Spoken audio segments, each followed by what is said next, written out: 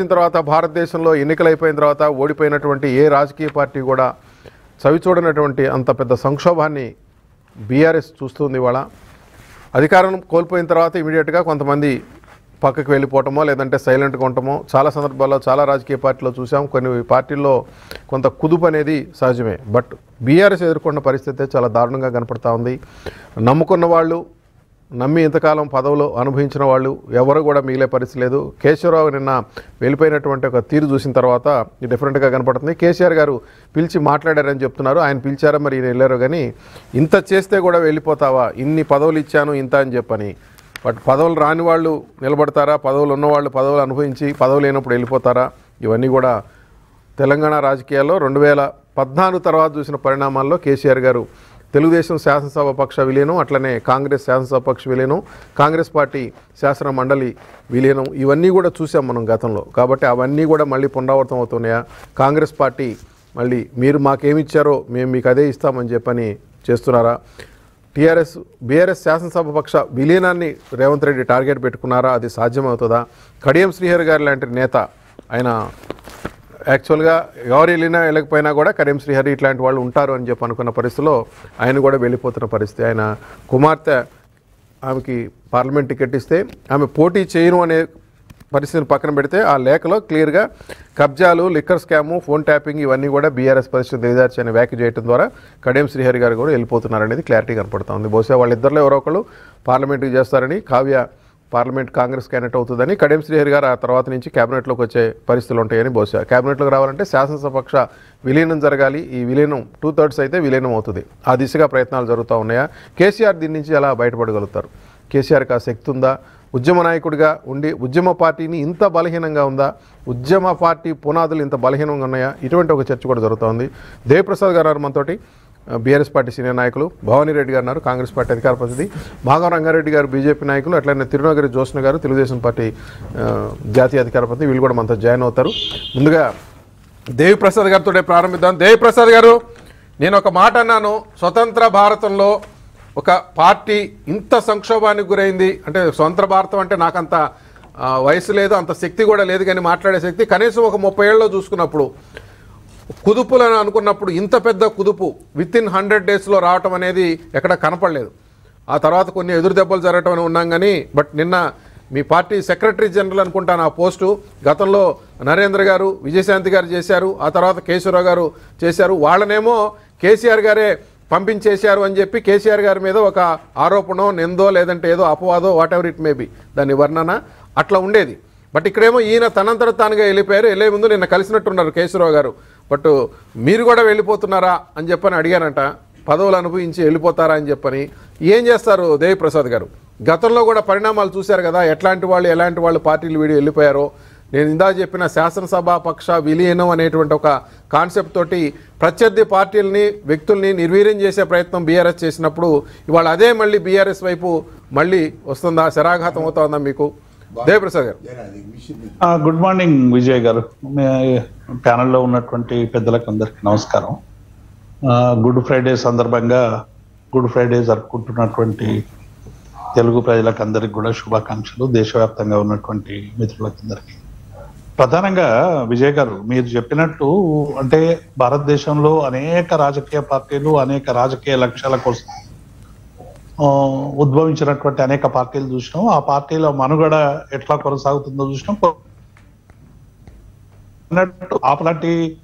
అంటున్నా బహుశా అస్సాంకు సంబంధించినటువంటి పార్టీ కావచ్చు, లేకుంటే మిగతా పార్టీలు కావచ్చు, కొన్ని ఒడిదుడుకులు ఎదుర్కొన్నా మళ్ళీ లేచి నిలబడినటువంటి సందర్భాలు కూడా అనేకం ఉన్నాయి. కాబట్టి ఇవాళ మీరు అన్నట్టు బీఆర్ఎస్ పార్టీకి తెలంగాణ సమాజంలో బలమైనటువంటి ముద్ర వేసినటువంటి పార్టీగా, ఉద్యమ కాలం నుండి ఉద్యమాల్లో పాల్గొన్నటువంటి పార్టీగా, ఉద్యమానికి నాయకత్వం వహించినటువంటి పార్టీగా, ఆ తర్వాత 2 సందర్భాల్లో అధికారంలోకి వచ్చినటువంటి పార్టీగా, అధికారం పోయిన తర్వాత ఈ 100 రోజుల్లోనే ఇటువంటి సంక్షోభం అని మీరు చెప్పేటువంటి సంక్షోభం జరుగుతున్నటువంటి పరిణామాలు చూస్తే డెఫినెట్ గా ఎవరికైనా ఏ రాజకీయ పార్టీలో ఉన్నటువంటి వాళ్ళకు కూడా కొంత ఏంటి రాజకీయాలు అనేటువంటి భావన వచ్చే విధంగా ఈ పరిణామాలు జరుగుతున్నటువంటి మాట వాస్తవం. ఇలా అనేక మంది ఆ రోజు జయశంకర్ గారు తెలంగాణ ఉద్యమ సందర్భంగా చెప్పినట్టు ఆర్ఎస్సీ నుండి ఆర్ఎస్ఎస్ వరకు ఉన్నటువంటి శక్తులన్నీ కూడా ఆ రోజు తెలంగాణ రాజకీయాల కోసం, తెలంగాణ రాష్ట్ర సాధన కోసం అనేక మంది కలిసి వచ్చారు. కొంతమంది ఇమిడినరు, కొంతమంది తర్వాత వెళ్ళిపోయినరు, ఇంకా కొంతమంది పోతున్నారు.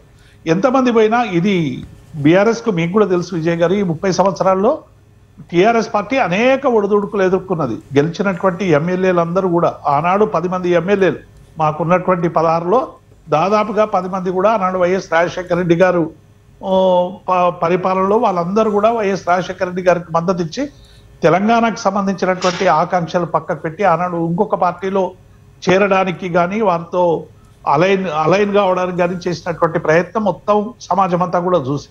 కాబట్టి ఇప్పుడు మేము అధికారంలో కోల్పోయినాక ఇలా పోతున్నటువంటి వాళ్ళు, కేశవరావు గారు నిన్న వారి మాట్లాడినటువంటి మాటలు చూస్తూ ఉంటే, ఇంతకాలం సుదీర్ఘంగా రాజకీయ అనుభవం ఉన్నటువంటి వ్యక్తి మేమేదో తీర్థయాత్రలకు ఇంటికి రావాలి కదా అంటే ప్రతి ఒక్కరు కూడా లాస్ట్ డెస్టినేషన్ పాయింట్ కాంగ్రెస్ అనేటువంటి పద్ధతిలో వారు మాట్లాడేటువంటి పద్ధతి చూస్తూ ఉన్నాం. ఇక శ్రీహరి గారి గురించి మనం చెప్పనక్కర్లేదు. కడియం శ్రీహరి గారు, కావ్య గారు వారేదో లేఖ రాసిపోయినట్టు ఉన్నాం. ఇవన్నీ కూడా మీరు అన్నట్టు కొంత పార్టీ సరైనటువంటి నిర్మాణం, మీరు అన్నట్టు పార్టీ బలమైనటువంటి, మేము ప్రభుత్వంలో సంక్షేమ పథకాలు, అభివృద్ధి పథకాలు, ప్రభుత్వానికి సంబంధించిన పరిపాలన మీద పెట్టిన దృష్టి పార్టీ బలమైనటువంటి నిర్మాణం వైపు పెట్టలేకపోయాము అనేటువంటిది ఇది చాలా మంది చెప్తున్నటువంటి మాట. పార్టీ ఇప్పుడు డిఎంకే పార్టీ కావచ్చు, లేకుంటే మిగతా ప్రాంతీయ పార్టీలన్నీ కూడా అధికారంలో ఉన్నా లేకున్నా డెఫినెట్ గా పార్టీలు ఒక బలమైనటువంటి శక్తితో, కూడగట్టుకునేటువంటి శక్తితో ఇలా దేశవ్యాప్తంగా నిలబడుతున్నటువంటి సందర్భాలు చూసాం. కానీ తెలంగాణ వచ్చే వరకు అంటే సమాజంలో మారుతున్నటువంటి మార్ప, లేకుంటే నాయకుల్లో వస్తున్నటువంటి మార్ప, ఇవాళ ఏమైపోయిందంటే అధికారం కోల్పోగానే మేము ఇందులో ఉండలేము, మళ్ళీ అధికారంలో ఉండేటువంటి పార్టీలోకి పోవాలి అనేటువంటి ఒక భావన ఇవాళ మెల్లమెల్లగా అందరూ, ఎంతమంది సీనియర్ రాజకీయ నాయకులు జీవితకాలం మేము విలువలతో ఉంటాము, కట్టుబడిన విలువలతో ఉంటాము, నిజంగానే ఒక రాజకీయ పార్టీలో అవలక్షణాలున్న వాటిని విభేదించిన సిద్ధాంతపరమైనటువంటి చర్చలతో పోయేటువంటి వాళ్ళందరినీ కూడా చూసినాం. కానీ ఇక్కడ ఇంతకాలం ఉన్నందుకు కృతజ్ఞతలు మేము ఉండలేకపోతున్నామని పోతున్నటువంటి వాళ్ళని జయప్రసాద్ గారు, ఇవాళ రాజకీయాల్లో ఈ కృతజ్ఞత అనే దానికి అర్థం ఉందా అసలు? ఎవరెక్కడ అధికారాల ఆలస్య తప్ప, లేదా వచ్చిన ఆస్తుల పరిరక్షణ తప్ప, ఈవెన్ ఇప్పుడు మీరు అన్నట్టుగా రాజశేఖర రెడ్డి గారు ముఖ్యమంత్రిగా ఉండగా మీరు దాదాపు మీ ఎమ్మెల్యేలు దాదాపు 10 మందిని చేర్చుకోవటం, ఆ క్రమం గురించి మాట్లాడుతూ వచ్చారు. ఆ తర్వాత 14 తర్వాత కూడా మీరు అదే విధానాన్ని అనుసరించారు. మీరు శాసనసభ విలీనం అనే కాన్సెప్ట్ తీసుకొచ్చేశారు, ప్రత్యర్థి పార్టీని నిర్వీర్యం చేశారు, తెలుగుదేశం పార్టీ అసలు లేకుండా పోయింది, విలీనం అని చెప్పేశారు. ఇవన్నీ కూడా చూసింది కదా తెలంగాణ చరిత్రని. విజయ్ గారు, నేనేమంటున్నా, మేము ఏ పార్టీ, నేను చాలా డిబేట్లలో కానీ ఎక్కడ కానీ అనేక సందర్భాల్లో మీతో కూడా నేను షేర్ చేసుకున్నాను. అనేక సందర్భాల్లో కూడా ఏ పార్టీని ఒక పార్టీ నిర్వీర్యం చేయాలంటే అది నిర్వీర్యం అయిపోదు విజయ్ గారు. ఇలా ఇదేమో తాత్కాలికమైనటువంటి పదవుల కోసం, తాత్కాలికమైనటువంటి అధికార రాజకీయాల కోసం పోతున్నటువంటి తపనే ఎక్కువ మనకు కనబడుతున్నది తప్ప ఇలా విధానాలకు సంబంధించినటువంటి ఇష్యూలు ఎక్కడున్నాయి? నిజంగానే విధానాలకు సంబంధించినటువంటి ఇష్యూస్ ఉంటే ఎవరైనా మనం స్వేచ్ఛగా డిబేట్ చేయొచ్చు. మేము నిర్వీర్యం చేద్దామని అనుకున్నప్పటికీ కూడా నిర్వీర్యం అయితే ఏ రాజకీయ పార్టీ నిర్వీర్యం కాదు. రెండు ఉన్నటువంటి భారతీయ జనతా పార్టీ ఇలా అభేద్యమైనటువంటి పార్టీగా ఇలా భారతదేశంలో నిలదొక్కున్నది. కాంగ్రెస్ పార్టీ ఈ రాష్ట్రంలో అసలు మనుగడ లేదు అనుకున్నటువంటి కాంగ్రెస్ పార్టీ అధికారంలోకి వచ్చినటువంటి నేపథ్యాన్ని చూసినాం. కాబట్టి ఒక పార్టీని ఇంకొక పార్టీ సాధ్యమయ్యేటువంటి పని కాదు విజయ్ గారు. మేం చేసిన ఆ రోజు విలీనం చేసినంత మాత్రాన పార్టీలు పోతేనే ఒకవేళ మా నాయకులు ఎవరైనా అనుకుంటే అది పొరపాటు. ఎందుకంటే చరిత్ర నుంచి మనం అనేక విషయాలు తెలుసుకోవాలి, కానీ చరిత్రకు మనమే పాఠాలు చెప్పేటువంటి విధంగా ఎవరైనా పొరబడితే. దేవిప్రసాద్ గారు, ఎందుకు ఉద్యమ పార్టీ పునాదులు ఇంత బలహీనంగా ఎందుకున్నాయి? కేసీఆర్ గారు సర్వస్వం తనే పార్టీ అని అనుకోవటం వల్ల వచ్చిన సమస్యన? మరి ఇప్పుడు అలా అయితే ఈ సంక్షోభాన్ని ఆయన ఎందుకు నివారించలేకపోతున్నారు? ఆయన మాటను కూడా ఎవరు వినకుండా వెళ్ళే పరిస్థితి ఎందుకు వచ్చింది? ఇప్పుడు విజయ్ గారు 2014 వరకేమో ఒక ఉద్యమ పార్టీగా కొనసాగింది. ఉద్యమ లక్ష్యం అన్ని రాజకీయ పార్టీలు అనేక మంది కూడా టిఆర్ఎస్ వైపు కానీ తెలంగాణ ఉద్యమం వైపు కానీ వచ్చి పనిచేశారు. 14 తర్వాత అధికారంలోకి వచ్చిన తర్వాత ఈ 10 ఏళ్ళు ప్రజలు అధికారంలోకి ఇచ్చారు. అధికారంలో 10 ఏళ్ళు ఉన్న తర్వాత అధికారం పోయిన వెంటనే వాళ్ళందరూ కూడా కొద్దిగా బెంబెలెత్తా ఉన్నారు. ఇక మన రాజకీయ భవిష్యత్తు ఏంది, మనకేంది, కేసీఆర్ మాట వినడు అనేది ఇప్పుడు మనం బయట కనబడుతున్నటువంటి వ్యక్తుల పట్ల చూస్తున్నాం. కానీ చాలా మంది చాలా దశాబ్ద కాలంగా ఉన్నారు కదా. ఆనాడు వీళ్ళందరూ కూడా వచ్చి ఏం చేశారు విజయ్ గారు, మేమందరం కూడా బాధితులమే కదా. అనేక మంది రాజకీయాలకు వచ్చి ఆ రోజు ఉద్యమ పార్టీలో కాంగ్రెస్ నుంచి బీజేపీ నుంచి రకరకాలుగా వచ్చి ఆ రోజు బలోపేతం కావాలి, తెలంగాణ తెచ్చుకున్న తర్వాత మళ్ళీ దీన్ని కాపాడుకోవాలనేటువంటి నేపథ్యంలో ఆ రోజు పునరేకీకరణ జరిగినప్పుడు మాలాంటి వాళ్ళందరికి కూడా అవకాశాలు పోయినప్పటికీ కూడా వీళ్లకు పదవులు ఇచ్చి చేస్తే ఇలా కష్టకాలంలో అనుకుందాం. ఇలా పార్టీ ఒక అధికార పక్షంలో లేకుండా ప్రతిపక్షంలో ఉంది. ఇప్పుడు పార్టీని వదిలేసి పోవడం అనేటువంటిది నిజంగా ఇది వాళ్ళే ఆలోచించుకోవాలి. ఇలా ఇంకెవరినో మనం అనడం అనేటువంటిది పక్కకు పెట్టి ఇలా ఒక సుదీర్ఘ కాలం రాజకీయ అనుభవం ఉన్నటువంటి వాళ్ళు సుదీర్ఘంగా రాజకీయాల కోసమే ఇలా వాళ్ళకి అందరికీ ఇటువంటి ఏం చెప్తారు, ఏం ఆదర్శం చెప్తారు చెప్పండి విజయ్ గారు. ఇప్పుడు పెద్ద మనిషి కేశవరావు కావచ్చు, లేకుంటే కడియం శ్రేయర్ కావచ్చు, ఇంకెవరైనా కావచ్చు, పేర్లు అప్రస్తుతం. ఎందుకంటే వాళ్ళు సుదీర్ఘ కాలం రాజకీయాల్లో ఉన్నారు. ఏ విలువలు ఇలా చెప్తారు చెప్పండి. ఇలా కాంగ్రెస్ కు పోవడమో కాంగ్రెస్ నుంచి రావడమో చర్చ కాదు ఇది. మా పార్టీ నుంచి ఇట్లా పోవడం అనేటువంటిది డెఫినెట్ గా ఈ సంక్షోభాన్ని నివారించడానికి కేసీఆర్ గాని మా పార్టీ గాని ప్రయత్నం చేస్తుంది. ఇందులో నుంచి మేము డెఫినెట్ గా ప్రజలు అప్పుడేమో తెలంగాణ ఉద్యమం అనేటువంటిది బలంగా ఉండే విజయ్ గారు. ఇప్పుడు తెలంగాణ ఉద్యమానికి సంబంధించింది కంటే కూడా ఇవాళ ఒక ప్రతిపక్షంగా రెండు అధికార పార్టీలకు వ్యతిరేకంగా రెండు అధికార పార్టీలు చేస్తున్నటువంటి ప్రజా వ్యతిరేక విధానాలను ఎండగట్టడంలో ఒక రాజీ లేని పోరాటం చేయడంలో మేము గట్టిగా నిలబడితేనేమో డెఫినెట్ గా ఉంటాం. లేకుంటే ప్రజలు స్వీకరించరు కదా విజయ్ గారు. మేము ఈ రోజు ఒక ప్రతిపక్ష స్థానంలో ఉన్నాం.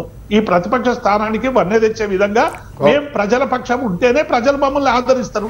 లేకుంటే కనుమరుగైపోతాం. కానీ ఒక పార్టీ మమ్మల్ని మొత్తం 26 మంది పోయినా 30 మంది పోయినా పార్టీ పోతుందని ఎవరైనా అనుకుంటే అది భ్రమ విజయ్ గారు. కాంగ్రెస్ అట్లే అనుకున్నాం, ఇలా అధికారంలో వచ్చింది. గతంలో అనేక పార్టీలు అట్లే ఉన్నాయి. రేపు కూడా మమ్మల్ని మొత్తం ఖాళీ చేసినా, ఎంతమందిని ఖాళీ చేసినా BRS party TRS party definite గా తెలంగాణ సమాజంలో ఒక బలమైనటువంటి శక్తిగా మిగులుతుందనేటువంటి విషయాన్ని నేను స్పష్టం చేస్తా ఉన్నాను విజయ్. ఓకే దేవిప్రసాద్ గారు, జ్యోత్స్న గారితో మాట్లాడు. జ్యోత్స్న గారు, సుదీర్ఘకాలంగా రాజకీయాలను గమనిస్తా ఉన్నారు. ఉద్యమ సమయంలో ఉద్యమ నేతగా కూడా ఉన్నారు మీరు. టీఆర్ఎస్ యొక్క ప్రస్థానం నుంచి ఇప్పుడు బీఆర్ఎస్గా మారినా కూడా ప్రస్థానం కూడా చూస్తూ వచ్చారు. ఎందుకు ఈ పరిస్థితి ఏర్పడిందని అనుకోవాలి? ఇంత ఇదిగా 100 రోజుల్లోనే ఇంత ఛిద్రమయ్యే పరిస్థితి అందామా, కకావికలం అందామా, కల్లోలమా, సంక్షోభమా, ఈ పదాలు మనం ఏం చెప్పలేము. ఏమవుతుందో ఏందో తెలియదు. వీళ్ళందరూ వెళ్ళిపోయినా కూడా రేపు పార్టీని నిలుపుకోవచ్చు, అది వేరే విషయం. బట్ కేశవరావు గారు లాంటి వాళ్ళు కానీ, కడియం శ్రీహరి గారు లాంటి వాళ్ళు కానీ, వీళ్ళందరూ కూడా పార్టీ పెడుతున్న పరిస్థితి ఎక్కడ ఒక అటాచ్మెంట్ లేకుండా పోయిందా? ఒక అధినాయకత్వానికి నాయకులకి మధ్య, లేదంటే పార్టీ పట్ల ఒక అనుబంధం అనేది లేకుండా పోయింది అనుకోవాలా వీళ్ళందరికీ? విజయ్ గారు, ముందుగా మీకు ప్యానెల్లో ఉన్నటువంటి పెద్దలకి ప్రేక్షకులందరికీ నా నమస్కారాలండి. అలానే ప్రపంచవ్యాప్తంగా ఉన్నటువంటి తెలుగుదేశం పార్టీ కుటుంబ సభ్యులకి, తెలుగుదేశం పార్టీ అభిమానులకి, సానుభూతి పరులకి అందరికీ కూడా పార్టీ ఆవిర్భావ దినోత్సవ శుభాకాంక్షలు అండి.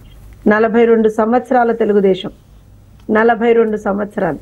ఎందుకంటున్నా అంటే విజయ్ గారు, మీరు అడిగినటువంటి ప్రశ్నకి ప్రాబబ్లీ మొట్టమొదటి సమాధానం అదేనేమో అనిపించింది.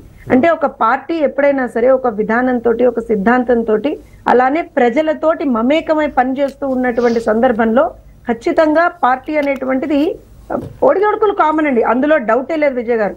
నాయకులు వస్తుంటారు, నాయకులు పోతుంటారు, గెలుపులు వస్తుంటాయి, ఓటములు వస్తుంటాయి, అన్నీ వస్తుంటాయి. కానీ పార్టీ అనేటువంటిది శాశ్వతం, పార్టీలో ఉన్నటువంటి కార్యకర్త శాశ్వతం. అలాంటి ఒక బ్రహ్మాండమైనటువంటి లెసన్ అనాలి నేనైతే తెలుగుదేశం పార్టీ ఇవాళ రోజున అన్ని రాజకీయ పార్టీలకు ఇచ్చిందేమో. అలానే ఇంకో విషయం ఏంటంటే, సిద్ధాంతపరంగా మనకు ఒక సిద్ధాంతం ఉండాలి.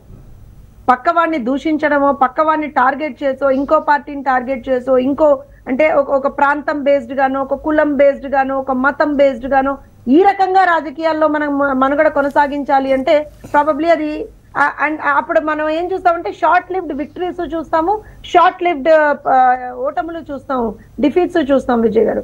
అది I think that is the main issue అని నేను అనుకుంటున్నాను.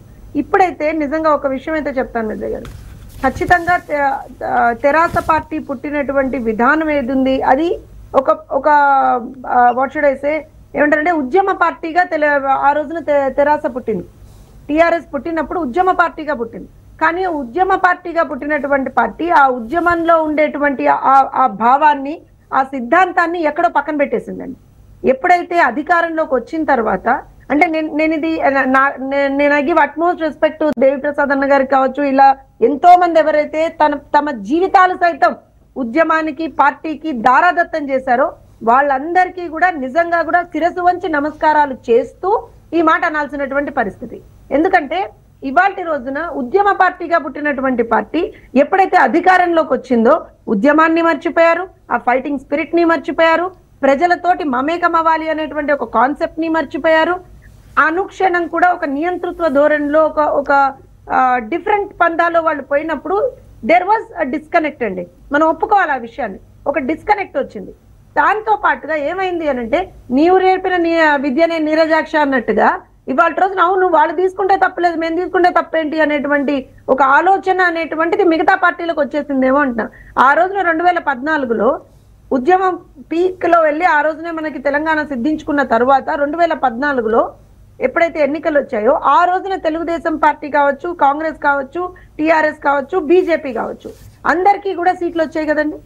తెలుగుదేశం పార్టీకి 15 సీట్లు వచ్చాయి, అలానే కాంగ్రెస్ కి 20 or సంథింగ్ సీట్స్ వచ్చాయి, అలానే మన టిఆర్ఎస్ కి వచ్చాయి. కానీ ఆ రోజున వీళ్ళు చెప్పినటువంటి మాట ఏంటంటే, సాక్షాత్ అసెంబ్లీలో మాది ఉద్యమ పార్టీ కాదు, మాది ఫక్త్ రాజకీయ పార్టీ అని ఆ రోజున తెలుగుదేశం గుర్తు మీద గెలిచిన వాళ్ళని, కాంగ్రెస్ గుర్తు మీద గెలిచిన వాళ్ళని అందరినీ కూడా వాళ్ళ పార్టీలోకి తీసుకునేటువంటి ఒక ప్రాసెస్ వాళ్ళు చేశారు. దానికి వాళ్ళు ఇచ్చినటువంటి పేరేంటి అని అంటే, తెలంగాణలో ఉన్నటువంటి రాజకీయ పునరేకీకరణ చేస్తున్నాం మేము తెలంగాణ నిర్మాణం కోసము అని చెప్పారు. ఈ మాట వాళ్ళు చెప్పారు విజయ్ గారు. సో డెఫినెట్ గా ఇవాళ 10 సంవత్సరాల తర్వాత మీరు ఎప్పుడైతే అధికారంలో నుంచి దిగిపోయి మీరు ఇవాళ ప్రతిపక్షంలో ఉన్నారో ప్రాబబ్లీ అదే మీకు మళ్ళీ కూడా వస్తుందేమో. అంటే తెలీదని అనాలి. ఎందుకనంటే that is what you so you get. ఇవాళ రోజున మీరు వేరే పార్టీని ఖచ్చితంగా నిర్వీర్యం చేద్దామని అనుకున్నారు విజయ్ గారు, ఇందులో డౌట్ లేదు. ముఖ్యంగా తెలుగుదేశం పార్టీని ఉద్యమ కాలం నుంచి కూడా టార్గెట్ చేసి చేసి చేసి చేసి అధికారంలోకి వచ్చిన తర్వాత కూడా లాస్ట్ ఇయర్ కూడా నాకు తెలిసి ఒక ఎన్నికలకు ఒక నెల రోజుల ముందర, 2 నెలల ముందర కూడా మా పార్టీలో ఉన్నటువంటి ముఖ్య నాయకులను తీసుకునేటువంటి ప్రయత్నం చేశారు. ఏమన్నా అంటే ఇంకెక్కడుండే ఆ తెలుగుదేశం అన్నారు. సో అలా మీరు ఎప్పుడైతే పక్క పార్టీ మీ విధానం ఏంటి, ప్రజలకి మంచి చేయాలని మీరు అనుకోవాలి, ప్రజలకి ఏదో మీ ద్వారా లబ్ధి పొందాలని మీరు అనుకోవాలి, అలానే మీ పార్టీ పటిష్టంగా ఉండాలని మీరు అనుకోవాలి.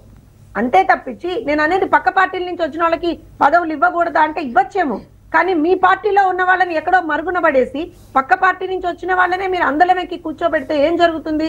రేపొద్దున ఎప్పుడైతే ఇలాంటి ఒడిదుడుకులు వస్తాయో ఖచ్చితంగా ఆ కనెక్టివిటీ అనేటువంటిది వేరే పార్టీ నుంచి వచ్చినటువంటి వాళ్ళకి మీ పార్టీలో ఉండదేమో. ఐ డోంట్ నో, అలాంటి పరిస్థితి ఇవాళ టీఆర్ఎస్ ఎదుర్కొంటుంది. బట్ ఎస్, ఒకటేంటే కొంత బాధాకరమైనటువంటి విషయం, ఖచ్చితంగా అది వేరే పార్టీ అయినా సరే ఏమైనా సరే విజయ్ గారు, బాధాకరమైనటువంటి విషయం ఏంటి అని అంటే ఇవాల్టి రోజున అధికారం కోల్పోయిన ఆల్మోస్ట్ 100 రోజుల్లోనే ముఖ్యమైనటువంటి నాయకులతో పాటుగా పార్టీ ఎగ్జిస్టెన్స్ కే ప్రాబ్లం వచ్చేసిందా అనేటువంటి స్థాయిలో వచ్చింది చూసారా. అది నిజంగా బాధాకరమైనటువంటి విషయం. అది ప్రాబబ్లీ వాళ్ళ పార్టీకి సంబంధించినటువంటి నేతలు వాళ్ళు ఒక పునరాలోచన చేసుకోవాల్సినటువంటి అవసరం ఉంది. ఎక్కడ తప్పు చేశాం మేము, వాట్ వెంట్ రాంగ్ అనేటువంటిది వాళ్ళు చూసుకోవాల్సినటువంటి అవసరం ఉంది.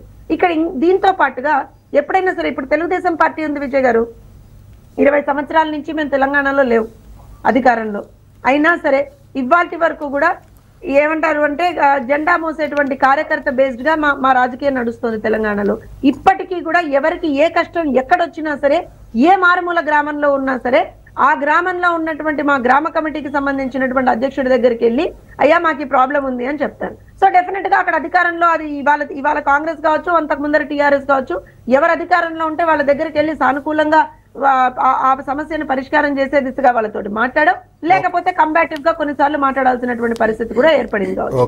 కానీ ప్రజల కోసం పనిచేస్తూ ముందరికెళ్తున్నాం కాబట్టి ఖచ్చితంగా 42 సంవత్సరాలు కాదు, ఇంకొక 50-100 సంవత్సరాలు కూడా ఇలానే ఉంటుందండి తెలుగుదేశం పార్టీ. ఓకే జ్యోత్స్న గారు, భవానీరెడ్డి గారు, ఏంటి బదలానా ఇదంతా ఇప్పుడు మీరు చేస్తున్నది? గతంలో మీ శాసనసభ విలీనం ఇవన్నీ జరిగినాయి కాబట్టి ఇప్పుడు కేసీఆర్ని నిర్వీర్యం చేద్దాం, బీఆర్ఎస్ నిర్వీర్యం చేద్దాం అనే ప్రయత్నమా? శాసనసభ పక్ష విలీనం టార్గెట్టా? ఏం జరగబోతా ఉంది? అధికారం కోసం వస్తూ ఉన్నారు అందరు కూడా. చాలామందికి 100 కోట్లు 200 కోట్ల ల్యాండ్ డీల్స్కి సంబంధించిన ఫైల్స్ ఉన్నాయని, ఆ ఫైల్స్ చేతిలో పట్టుకోగానే అందరూ గడగడలాడుతా వచ్చేస్తున్నారని, ఇప్పుడు ఆ ఫైల్స్ అన్నీ క్లియర్ అవుతాయా వీళ్ళందరికీ? Good morning all. విజయనారాయణ గారు, ఇందాక వాళ్ళు మాట్లాడినరు, నేను కామ్గా కూర్చున్నాను, లెట్ దెమ్ స్పీక్ అని. సో అక్కడ మేము చేసింది ఏం లేదు. గతంలో కూడా మొన్ననే మా ముఖ్యమంత్రి గారు కూడా చెప్పిండ్రు, నేను పార్టీ ఫిరాయింపులకు ప్రోత్సహించను అలా అని చెప్పి ఎక్కువ తక్కువ వాళ్ళే చేసుకుంటే నేనేం చేయలేనని కూడా చెప్పిండ్రు. అసలు కనీసము ఎలక్షన్స్ అయిపోయి 39 సీట్లు వచ్చిన తర్వాత it's a very good number. వాళ్ళు ఎందుకు వస్తున్నారు అనేది మనకు తెలియదు. అంటే ఒకంత కడియం కావ్య చెప్పింది అది 100% అది తీసి పడేయలేం. ధరణి ఇంకొకటి అపార్ట్ ఫ్రమ్ దాట్ తను భూ కబ్జాలనే చెప్పింది. 2,30,000 ఎకరాలు సాగులో లేని భూమి మాయమైందంటే ఏంది అది? అసలు భూమినే మాయం చేసిండ్రంటే అన్ని లక్షల ఎకరాలు గడిచిన 10 ఏళ్ళ ఇవన్నీ కూడా ఇప్పుడు ఫోన్ ట్యాపింగ్తో పాటు రేపటి నుంచి ఇది కూడా సీక్వెల్ రన్ చేస్తున్నట్టే ఉంది పరిస్థితి. అయితే ఒకటేందో అసలు కళ్ళ ముందట ఒకలాంటి మాయ, ఆయన చెప్పింది ఏంది, ఆయన చేసింది ఏంది. ఇందాక జ్యోత్స్న గారు చెప్పినట్టు కేసీఆర్ ఆకాంక్షలు, ఉద్యమం అవన్నీ కూడా నేపథ్యం అదంతా డిఫరెంట్ ఉండే. తర్వాత మారిపోయి 10 ఏళ్ళ మరి అది పుత్రవాత్సల్యమా, పుత్రికా వాత్సల్యమా, బంధుప్రీతియా, ఏం జరిగిందో తెలియదు. మొత్తం మీరు చూస్తే అంతా కూడా అది ఫోన్ ట్యాపింగ్ చుట్టే తిరుగుతోంది ఇప్పుడు. అంటే ఎందుకు ఇంత దౌర్భాగ్య స్థితికి ఎందుకు వెళ్ళిండ్రు వాళ్ళు? అసలు ఎంత గౌరవం ఉండేది, అవునన్నా కాదన్నా ఉద్యమ నేతగా కేసీఆర్ మీద అందరూ కూడా ఆయనను ఆదరించిండ్రు కాబట్టే అధికారంలోకి వచ్చింది. తెలంగాణ ఇచ్చిన కాంగ్రెస్ పార్టీని కాదని కూడా పిఆర్ఎస్కి అలియాస్ టీఆర్ఎస్, ఇందాక దేవి ప్రసాద్ అన్న కూడా చెప్తూ ఆయనకు టీఆర్ఎస్ అనాలన్నా బీఆర్ఎస్ అనాలన్నా తెలియలేదు, రెండు వాడేసిండ్రు పదాలు. అంటే అది బీఆర్ఎస్ టీఆర్ఎస్ ఇంకా వాళ్ళు తేల్చుకోలేని స్థితిలో ఉన్నారు. అట్లా ఎప్పుడైతే అదే అదొక కారణం. నేను అవన్నీ ఎందుకు చెప్తున్నా అంటే అదొక కారణము. తర్వాత కేసీఆర్ గారిని పక్కన పెట్టేసి ఈ పిల్లలు తీసుకోవడం, ముందుకు రావడం, పార్టీ నిర్మాణం జరగలేదు అని దేవన్న చెప్పిండ్రు.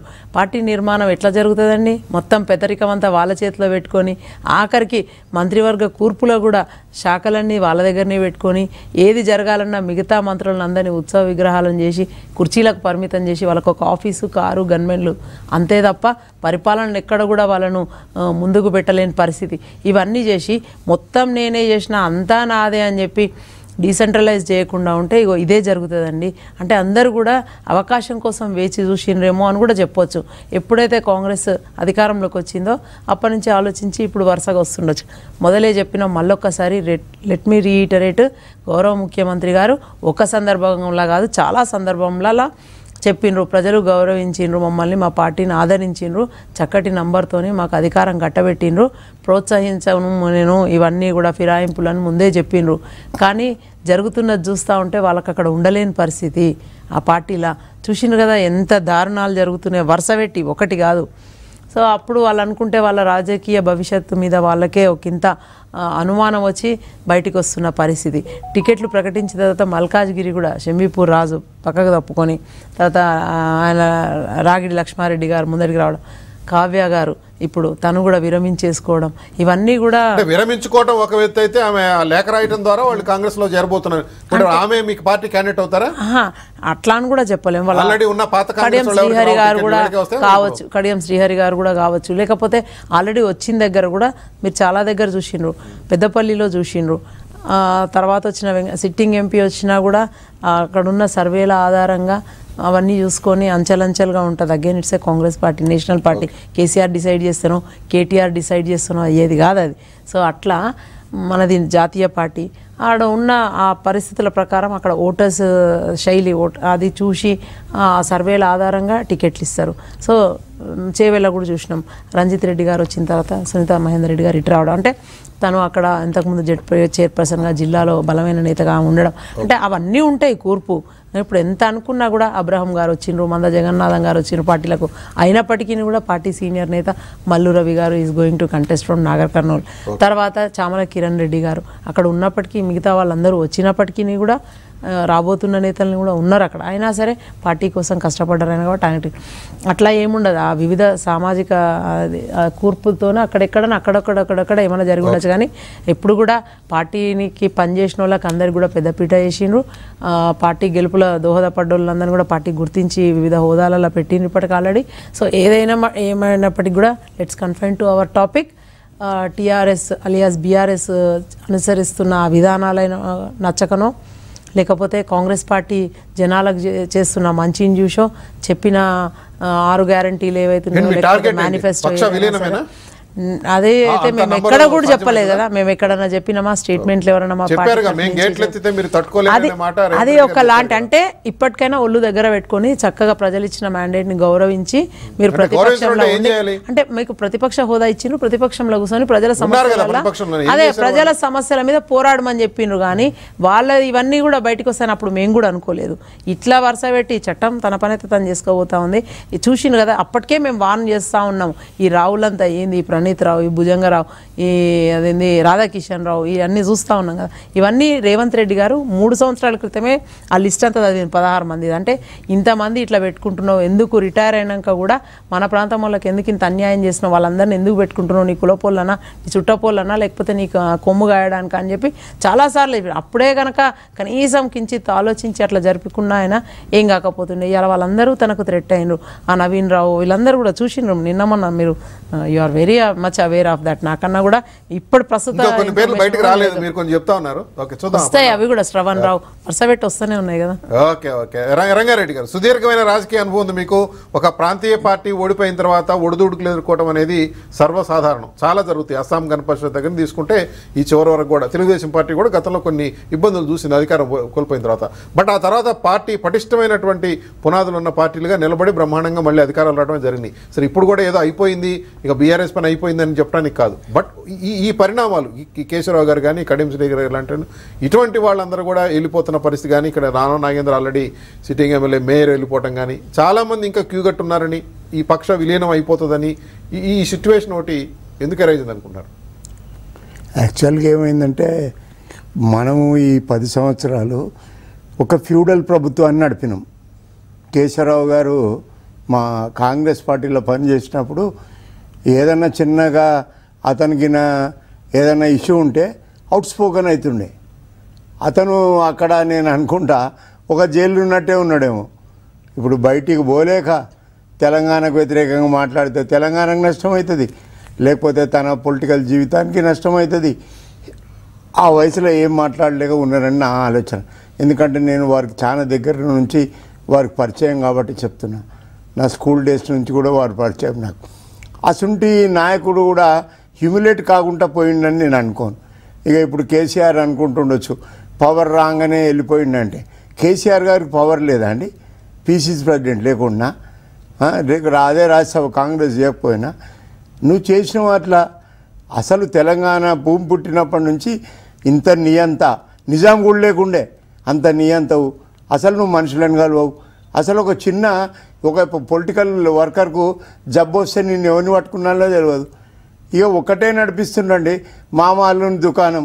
ఒక వాళ్ళు ఇంకా ఎంత బీరు మాటలు మాట్లాడుతున్నారంటే ఏదో ప్రపంచాన్ని జయించి వచ్చినా మళ్ళీ జయిస్తామని, ఏదో వరల్డ్ కప్ తీసుకొచ్చినట్టు మాట్లాడుతారు. ఇంకా వాళ్ళ కేసులన్నీ ఇంత డిలే చేయడానికి ఎందుకు కారణమో నాకు అర్థమవుతలేదు. చూస్తారా అండి ఇస్తుంటోళ్ళు? అసలు తెలంగాణకు అన్యాయం చేసిర్రు.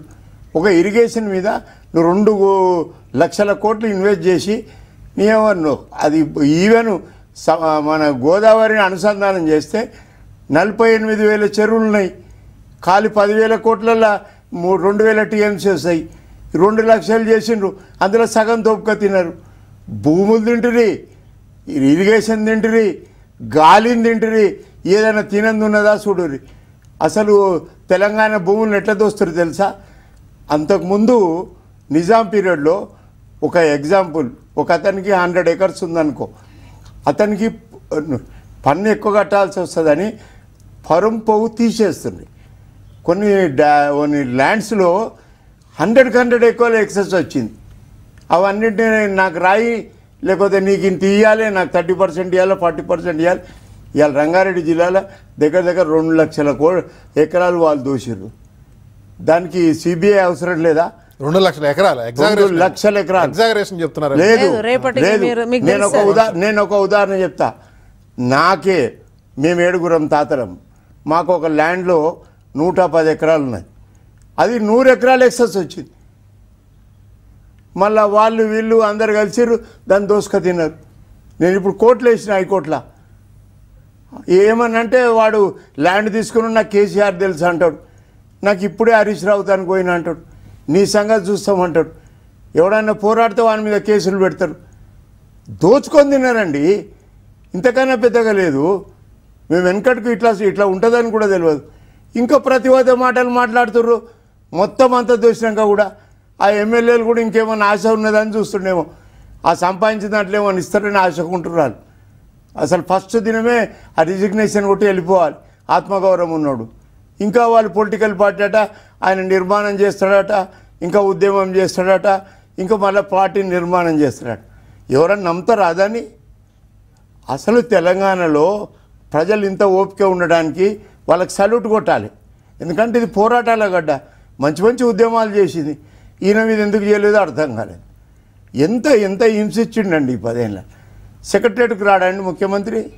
సెక్రటరేట్ ఎందుకు వస్తారంటే, ఒక పొలిటికల్ వర్కరు, ఓ ఎక్స్ఎమ్మెల్సీ నేనే ఉన్నా, మా ఊర్లో ప్రాబ్లం వచ్చింది, సీఎంని కలవమా? కిరణ్ కుమార్ రెడ్డి గారు 3 to 5 దగ్గర 100 మందిని కలిసేటోడు. వాళ్ళకి సమస్యలు ఉంటాయి, ప్రజల సమస్యలు ఉంటాయి, నల్ల సమస్య ఉంటుంది. ఇవన్నీ చూడని ఆయన ఇప్పుడు ఇవాళ మాట్లాడుతుండు, మేము అది చేస్తాం ఇది చేస్తాం. ఆయన అంటే ఎంటిక బీకలేరట. నీ అంత పొడుగున్నాయా ఎంటికలు బీకలేరట. ఆయన మంగళంతానికి పోతే ఆడే బీకుతాడు, దానికి పెద్దగా సీఎం వచ్చి పీకాలనా? నా ఎంటిక బీకలేదంటాడు. మన సీఎం ఆయన భాష చూడు అంటూ. భాష నువ్వే మాట్లాడుతుంది, వల్గారిటీ మీరే ఉన్నారు. వానికి వల్గారిటీ ఈక్వల్ అవుతుంది కదా. ఎంటిక బీక్కోలేదని అనొచ్చా సీఎం? ఏ సీఎం అని ఉండొచ్చు, ఏ పార్టీ అని ఉండొచ్చు. మంగళంతానికి పోతే లేకపోతే వాళ్ళు చేసే వృత్తులేండి, వాళ్ళ గురించి వ్యాఖ్య వద్దులే కానీ వాళ్ళది గౌరవప్రదమైన వృత్తి. అది ఏంది వృత్తి? ఎంటికలు బీకుడా? ఎంటికలు బీకుడా? రంగారెడ్డి గారు అడిగేటోడు లేడన్నా. నేను రాజకీయ నాయకుడు కాదు, మీరు వృత్తి గురించి కామెంట్ చేశారని. నాయ బ్రాహ్మణుల గురించి మాట్లాడినప్పుడు వాళ్ళని నేను గౌరవిస్తున్నా. వాళ్ళు లేకుంటే మాకు జీవితమే లేదు. నేను వాళ్ళని గౌరవిస్తలేను. వాళ్ళ దగ్గరికి పోతే ఆయన పని చేసి చూపిస్తాడని వాళ్ళని తప్పు పడతలేడు. ఇప్పుడు నాయ బ్రాహ్మణులే లేదండి, దాంట్లో రెడ్లు కూడా సగం మంది మీకు తెలియదేమో. అయితే ఇరిగేషన్ దోషిర్రు, ల్యాండ్ దోషిండ్రు, ఇండస్ట్రీస్ దోషిండ్రు. ఇంకా ఏం మిగిలిందని వాళ్ళు బిరుగలు వాడతారు. ఇప్పుడు పొలిటికల్ పార్టీ వాళ్ళు ఎందుకు నడపాలనుకుంటున్నారంటే ఈ దోషిని కాపాడుకుంటాను. దే వాంట్ సేఫ్టీ ఏదో రూపంగా. అందుకే ఏం చేశాడు తెలుసా? స్ట్రాటజికల్గా మాకు బీజేపీతోనే అలయన్స్ అవుతుందని ఎవరు చెప్పిరండి వాళ్ళకు? అయితే దాన్ని ప్రూవ్ చేసేందుకు బండి సంజయ్ గారు అయితే చెప్పుల దాకా పోయాడు. ప్రతి లీడర్ తిట్టినా కానీ లే మన కాన్ఫిడెన్షియల్ డిస్కషన్ అవుతుంది, మీకు అట్లా అవుతుంది ఇట్లా అయిందని. ఈవెన్ కాంగ్రెస్ వాళ్ళు కూడా ఏమంటారు అంటే, ఆమెను జైల్లో పడ్డదిరా బాబు అంటే వాళ్ళు ఇద్దరు ఒకటే, ఆమెను సరిగ్గా పెట్టలేదు, జైల్లో మంచి రూమ్ ఇచ్చిర్రు. అరే ఇదంతా జైలర్ చేయాల్సిన పని బీజేపీ చేస్తుందా? వాళ్ళు కూడా వింతగా మాట్లాడుతారు. ఎందుకంటే తప్పు చేసింది, జైల్లోకి పోయింది, పాపం ఆడబిడ్డ పోవద్దని ఉండే. నాకైతే సింపతి కూడా ఉన్నది. కానీ ఏం చేస్తాం చెప్పు? వీరుడు మాటలు మాట్లాడుతారు. వేరే వాళ్ళని అవమానించడంలో వాళ్ళని మించిన వాళ్ళు లేరు. ఒక్క పొలిటికల్ వర్కర్ను గౌరవంగా చూసినారండి. ఆ కేశవానికి మొక్కాలే 10 ఏళ్ళు ఎట్లుండవు. ఆ కేశవాన సంగతి నాకు తెలుసు. గింత దానికే తుర్రుమంటాడు. మరి ఇప్పుడేమో వెళ్ళొచ్చిండు. సరే, కాంగ్రెస్లో మాట్లాడినట్టుగా వేరే పార్టీలో మాట్లాడలేరు కదా సార్. కాంగ్రెస్లో అంటే ఆ స్వేచ్ఛ ఉంటుంది, ఏదైనా మాట్లాడే. ఎందుకండి ముసలి వాళ్ళు అయిపోయినా అయినా కూడా కేశవరావు గారు తీర్థయాత్రలన్నీ అయిన తర్వాత ఇంటికి చేస్తామన్నారు. ఒకవేళ ఇదే కనుక బీఆర్ఎస్ అధికారంలోకి వచ్చున్నట్లయితే, కాదు సార్, బీఆర్ఎస్ అధికారంలోకి వచ్చున్నట్లయితే కేశవరావు గారు తీర్థయాత్ర అయిపోయింది ఇంటికి వెళ్తానని కాంగ్రెస్కి అంతకు ముందు కూడా వెళ్ళుండేవాడా? ఆయనకు అంతకు ముందు కూడా కాంగ్రెస్ కంటిన్యూగా అధికారంలో ఉంటే ఆయన బీఆర్ఎస్ లోకి వచ్చుండేవాడా? నేను కాన్ఫిడెన్షియల్ చెప్తున్నా. ఆయన రాజ్యసభ ఉన్నప్పుడు కూడా నన్ను ఆయన డి శ్రీనివాస్ అనే ఇష్యూ వచ్చినప్పుడు పోతే ఎట్లుంటుందని నన్నే అడిగింది. అంటే మనం ఏం చెప్తామన్నా, మీకు పొలిటికల్ పార్టీ నీకు సీనియర్ అని. ఆయనకు తప్పనే ఉంది. ఎవరి కారణాలు వాళ్ళకు ఉండొచ్చు. మీరు అన్నట్టుగా అంతర్గతంగా కేశవరావు గారు ఈ 10 ఏళ్లలో ఎటువంటి సఫికేషన్ అనుభవించారు, డిఫరెంట్ ఇష్యూ. చిన్న బ్రేక్ తర్వాత మాట్లాడతాం. ఇంకొక రాజకీయ పార్టీకి పోయినోళ్ళు ఇలా కడియం కావ్య లెటర్ను ఉదాహరిస్తా ఉన్నారు. కానీ కడియం శ్రీహరి గారు చేసినటువంటి మాటల మీద ఎంత రాద్ధాంతం జరిగింది. ఆయనే రేపు క్యాండిడేట్ కాబోతుండని చెప్పి వార్తలు వస్తా ఫస్ట్ అసలు కాదు దేవిప్రసాద్ గారు ఇవి మొత్తం ఈ ఎపిసోడ్ రావడానికి కారణంలో కూడా కడియం శ్రీహరి గారే. ఆయనే ఫస్ట్ స్టేషన్ కనుక కేసీఆర్ సీఎం అవుతారు, ఈ ప్రభుత్వం 5-6 నెలల కంటే ఉండదు చేసింది ఆయనే.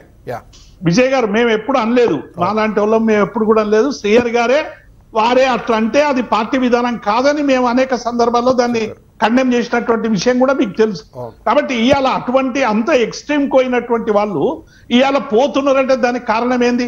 ఈ అవినీతి ఆరోపణలు కొత్తగా వచ్చినాయా బీఆర్ఎస్ పార్టీ మీద విజయ్ గారు, లేకుంటే మా నాయకుల మీద కొత్తగా వచ్చినాయా? చాలా కాలంగా వీటి విషయంలో కాంగ్రెస్ పార్టీ కానీ మిగతా పార్టీలు కానీ స్వయంగా ప్రధానమంత్రి వచ్చే ఇక్కడ ఇది ఏటీఎం గా మారుతుందని చెప్పేటువంటి ప్రయత్నం చేసిండు. ఇంకొక ఆయన జైళ్లను చూసి సందర్శన చేసినటువంటి సందర్భాన్ని చూసినాం. ఇంకొక ఆయన సిబిఐకి ఇవ్వాలని మాట్లాడినటువంటి నేపథ్యాన్ని చూసినాం. ఇవన్నీ కూడా కొత్తగా వచ్చినాయి కావు కదా. ఇవాళ ఏదో కొత్తగా వచ్చినాయి కాబట్టి మేము ఉండలేకపోతున్నాం చేయలేకపోతున్నాం అంటే మేము అధికారంలో లేని పార్టీలో ఉండలేకపోతున్నామని మాట రాసే బదులు దానికి పదునైనటువంటి భాషతో ఇవన్నీ రాసినట్టుగా కనబడతా ఉంది. నిజంగానే నేను కేశవరావు గారు అంటే మాకు గౌరవం, ఎందుకంటే పెద్ద మనిషి, అనేక సందర్భాల్లో కూడా అనేక విషయాల్లో షేర్ చేసే వ్యక్తి. అటువంటి వ్యక్తి నుండి మేము తీర్థయాత్రలు పోయినామంటే ఆ సందర్భంలో తెలంగాణ రాష్ట్రంలో ఉన్నటువంటి పరిస్థితుల వల్ల నేను పోయినా మళ్ళీ మాత్రం దానికి పోతున్నామంటే దానికి ఏమైనా సారూప్యత ఉంటుంది. కానీ మేము తీర్థయాత్రలకు పోయినాం మళ్ళీ ఇంటికి వస్తామంటే ఇలా మళ్ళీ కాంగ్రెస్ ఇంకొక తీర్థయాత్రనా రేపు ఇంకొక బీజేపీ డెస్టినేషన్ పాయింట్ అనేట్టు వస్తుంది కదా విజయ్ గారు. కాబట్టి ఇవన్నీ కూడా మేము ఎలా ఓడిపోయి ఉన్నాం, అధికారం కోల్పోయి ఉన్నాం, అనేక విషయాల మీద ఇప్పుడు 2,30,000 ఎకరాలు దొబ్బేసిండ్రు దాచేసిండ్రు అంటున్నారు. నేను మీ వేదిక ద్వారా డిమాండ్ చేస్తున్న విజయ్ గారు 2,30,000 ఎకరాలు ఎవడెవడు ఎక్కడెక్కడ చేసిండ్రు చెప్పనండి. ఇలా 1,00,000 ఫోన్లు ట్యాప్ చేసినామన్నారు. ఆ 1,00,000 ఫోన్లు ఎవరెవరు చేసిండ్రు, ఎందుకు చేసిండ్రు, ఎక్కడ చేసిండ్రు, ఏం చేసిండ్రు, ఇవన్నీ లీకులు తప్ప నిజంగానే ఉండొచ్చు. విజయ్ గారు నేనేమంటున్నా, ఫోన్ ట్యాపింగ్ అనేటువంటిది చేసినటువంటి వాళ్ళని ఇలా అరెస్ట్ చేసినారు, వాళ్ళని ఏం చేస్తున్నారు, బయటకు ఎవరెవరు వస్తే దానికి బాధ్యులైనటువంటి వాళ్ళు శిక్ష అనుభవించాల్సిందే. ఇలా ఫోన్ ట్యాపింగ్ అనేది ఇది మొత్తం తెలంగాణలోనే పుట్టింది, దీనికి ఆరాధ్యం ఇక్కడనే అని చెప్పేటువంటి ప్రయత్నం చేస్తా ఉన్నారు. ఇలా కేంద్రంలో ఉన్నటువంటి మోదీ సంబంధించినటువంటి మెగాసిస్ అది ఇజ్రాయెల్ నుంచి సాఫ్ట్వేర్ తీసుకొచ్చి మొత్తం ప్రతిపక్ష నాయకుల మీద ఎట్లా ఉపయోగించిందో దేశమంతా చవి చూసింది కదా విజయ్ గారు. ఇలా ఫ్యాసిస్ట్ వాళ్ళే ఇలా ప్రజాస్వామ్యం గురించి మాట్లాడుతున్నట్టు ఇలా కనబడతా ఉంది. మేము డెఫినెట్ గా మా 10 ఏళ్లలో మేము జరిగినటువంటి తప్పులు కావచ్చు, ఒప్పులు కావచ్చు, విజయాలు కావచ్చు, ఇవన్నీ కూడా ఒక రాజకీయ పార్టీగా మేము వాటిని రిసీవ్ చేసుకుంటాము, ఎట్లా చేయాలో ఆలోచిస్తాం. నియోజకవర్గాల వారిగా సమావేశం. ఒక్క నిమిషం దేవప్రసాద్ గారు, మీరు ఈ ట్యాపింగ్ అంశం ప్రస్తావన తీసుకొచ్చారు కదా. ఇప్పుడు మీరు అన్నట్టుగా గతంలో ఉన్న ప్రభుత్వాలు కూడా చూస్తే వాస్తవం ఒప్పుకోవచ్చు, అన్ని అధికారంలో ఉన్నటువంటి అన్ని పార్టీలు కూడా లేదా ప్రభుత్వాలు ఫోన్ ట్యాపింగ్ చేస్తాయి అనే మాట అందరూ కూడా ఒప్పుకుంటున్నారు. వాస్తవమే అది. నిజంగా ఫోన్ ట్యాపింగ్ అధికారికంగా జరుగుతుంది. దేవప్రసాద్ గారు, నాకు తెలిసి ఇన్ఫర్మేషన్ చీఫ్ సెక్రటరీ, డీజీ గారు, intelligence IGR, intelligence additional DG గారు ఉంటారు, వాళ్ళందరూ అధికారికంగా సంతకాలు కూడా పెడతారు. ఇగో ఫలానా దేవిప్రసాద్ గారి ఫోన్ని ట్యాప్ చేయబోతున్నాము, ట్యాప్ చేయడానికి అంగీకారం అని చెప్పి ఇంటర్నల్గా కూడా జరుగుతుంది. ఎందుకంటే అది ఏదో ఒక ఈ ప్రభుత్వాన్ని అస్థిరపరచడానికి కుట్ర పన్నుతున్నారనో లేదంటే జాతీయ భద్రతకు సంబంధించిన అంశాల మీదనో ఏదో కారణం పెట్టో బహుశా జరుగుతుంది. అది సెలెక్టెడ్గా గతంలో కూడా జరిగి ఉండొచ్చు ఓకే, జరిగింది అనుకుందాం దేవప్రసాద్ గారు. కానీ గత 4-5 ఏళ్లుగా జరిగిన దాని మీద ఇప్పుడు వస్తున్నది ఏంటంటే విపరీతమైన యథేచ్ఛగా విశృంఖలంగా జరిగిందని కదా. ఎక్కడికక్కడ రేవంత్ రెడ్డి గారి ఇంటి దగ్గరలో ఒక హోటల్లో ఒక రూమ్ తీసుకొని ఆ ఇంట్లో ఉన్న ఫోన్లన్నీ కూడా విన్నారు అన్నప్పుడు వ్యక్తిగత గోప్యత అనే అంశం ప్రధానంగా వస్తుంది కదా. ఒక రాజకీయ పార్టీ కదలికల మీద నిఘా పెట్టడం వేరు, ఒక వ్యక్తిగత జీవితం మొత్తాన్ని కూడా స్కాన్ చేయడం వేరు కదా. మరి ఆ పరిస్థితి ఎక్కడ వస్తుందా? నిన్న రాధాకిషన్ రావు అరెస్ట్ తర్వాత వస్తుంది ఏంటంటే వీళ్ళు ప్రైవేటుగా ఇవన్నీ చేశారని, కొంతమంది వ్యాపారుల్ని బెదిరించారని, హవాలా వాళ్ళు మాట్లాడుకునే మాటలు విని వాళ్ళ దగ్గర నుంచి డబ్బులు వసూలు చేశారని, చాలా మందిని బ్లాక్మెయిల్ చేశారని ఇవన్నీ వస్తూ ఉన్నాయి. ఒక రకంగా మీరు ఇచ్చినటువంటి అవకాశం మీరు తెచ్చినటువంటి ఆ విజయ్ గారు, మిషనరీ విజయ్ గారు. పక్కదారి పట్టిందా లేదా వీళ్ళు బయట నుంచి మిషనరీ తెచ్చుకొని ఈ విధంగా చేశారనే ఆరోపణలు కూడా ఉన్నాయి. ఎంత విశృంఖలతంగా ఉంది దేవప్రసాద్ గారు. విజయ్ గారు నేను ఏమంటున్నా, ఈ ట్యాపింగ్ గురించి ఎవరెవరు విశృంఖలత్వం, ఇలా రాజకీయాలలో ఎట్లా విశృంఖలత్వం మొదలైందో పని విధానంలో కూడా విశృంఖలత్వం వస్తుందని చెప్పి వార్తలు వస్తాయి. నేను ఏమంటున్నా, ఈ లీకులకు సంబంధించి పక్కకు పెట్టి నిజంగానే హవాలా వ్యాపారులు కాంప్లైంట్ ఎవరిని బెదిరించిండ్రు, ఏ వ్యక్తి బెదిరించిండు, ఎంత డబ్బు తీసుకున్నారు అనేటువంటి విషయాల మీద డెఫినెట్ గా విచారణ జరగాలి. విచారణ జరిగి నిజంగా దోషులు ఎవరైనా ప్రభుత్వ ఆదేశాలకు భిన్నంగా ఎవరైనా చేస్తే వ్యక్తులు శిక్ష పడాలి. ప్రభుత్వమే వ్యవస్థ పరంగా చేసినట్టుంటే దానికి సంబంధించినటువంటి చర్యలు తీసుకోవడంలో ఎవరు అడ్డు చెప్పరు. మీరు అంటున్నారు విజయ్ గారు, వ్యక్తిగతమైనటువంటి జీవితంలోకి ఎవరెవరు ప్రవేశించరు మనం అనేక సందర్భాల్లో చూసినాం. ఇవాళ ప్రజా సంఘాలకు సంబంధించిన ఇప్పుడు ఉదాహరణకు భీమా కోరేగావ్ కేసు ఉన్నది. మేల్లో ఎంటర్ అయ్యి వాళ్ళే మేలు తయారు చేసి మేలు పెట్టి కుట్ర చేసిందని చెప్పి ఇవాళ శిక్షలు వేస్తున్నటువంటి సందర్భాలు మనం చూస్తలేము. విజయ్ గారు, నేను ఏమంటున్నా, ఎవరు చేసినా, మేము చేసినా ఇంకొకరు చేసినా వ్యక్తిగతమైనటువంటి ట్యాపింగ్ చేయడం అనేటువంటిది అది తప్పు. అటువంటి వాళ్లకు శిక్ష పడాల్సిందే.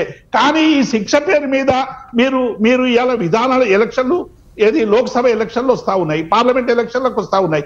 ఇవాళ విధానాల మీద చర్చ పూర్తిగా పోయింది విజయ్ గారు. ఏమనంటే మేము అవినీతి పరులమని ఇంకొకటని అవి మాట్లాడు తప్ప, ఇగో మేము ప్రజలకు ఇవి చేస్తాం, మేము 10 ఏళ్ళ అధికారంలో ఉన్నాం, గీకి మంచి పనులు చేసినాం, ఇవి చేయలేదు, తెలంగాణకి ఏం చెయ్యలేదు అని చెంపలేసుకొని ఓట్లాడగలిసినటువంటి పార్టీలు ఇలా గల్లెగరేసుకొని ఇంకెవరినో ఏమేమో మాట్లాడేటువంటి స్థితి కనబడతా ఉంది. కాబట్టి నేను విజ్ఞప్తి చేసేది ఏంటంటే, డెఫినెట్ గా ట్యాపింగ్ విషయంలోనైనా, అవినీతి విషయంలోనైనా, ఇంకొక విషయంలోనైనా 2,30,000 ఎకరాలు కావచ్చు, లేకుంటే ఇంకొకటి కావచ్చు, దోషులందరినీ బయట పెట్టండి విజయ్ గారు. మాకు కూడా తెలుసు కదా మా పార్టీలో దోషులు ఎవరున్నారో. మరి మేము కూడా ఈగర్లీ వెయిటింగ్ చేస్తున్నాం.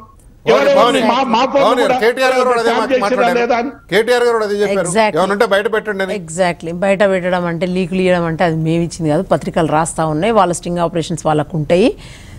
సాక్షాత్ ఎవరు మన ఈయనను రాధాకిషన్ రావును మన మల్లు గట్టు మల్లుని విచారణ చేసినప్పుడు, ఆ మల్లును చేసినప్పుడు బేగం బజార్లో ఉన్న వ్యాపారులందరూ అజ్ఞాతంలోకి పోయినరు.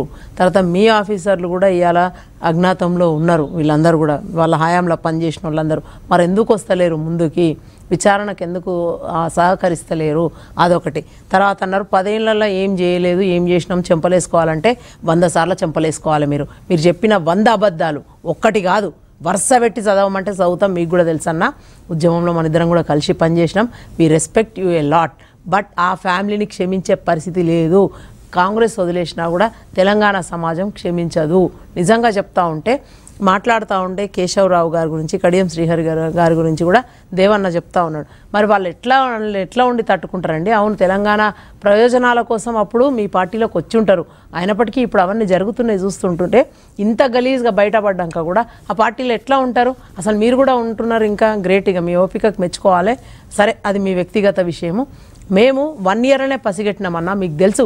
నేను ఎప్పటికీ టీఆర్ఎస్లో నేను లేను, అయినప్పటికీ కూడా 2015లో నేను ఇండియాకి వచ్చినప్పుడు మిమ్మల్ని అందరినీ కలిసిన, అప్పుడే పసిగట్టినాం. కేసీఆర్ గారే ఆయన ఛాంబర్లోనే చెప్పిండు మాకు, అవును మనిషి అన్నాక ఇట్లనే చెప్పాలి, 100 చెప్తాం అలా 2 చేస్తాం, అవన్నీ అబద్ధాలు ఉంటాయి, గవర్నమెంట్ గిట్లనే నడుస్తుందని మాట్లాడిండు.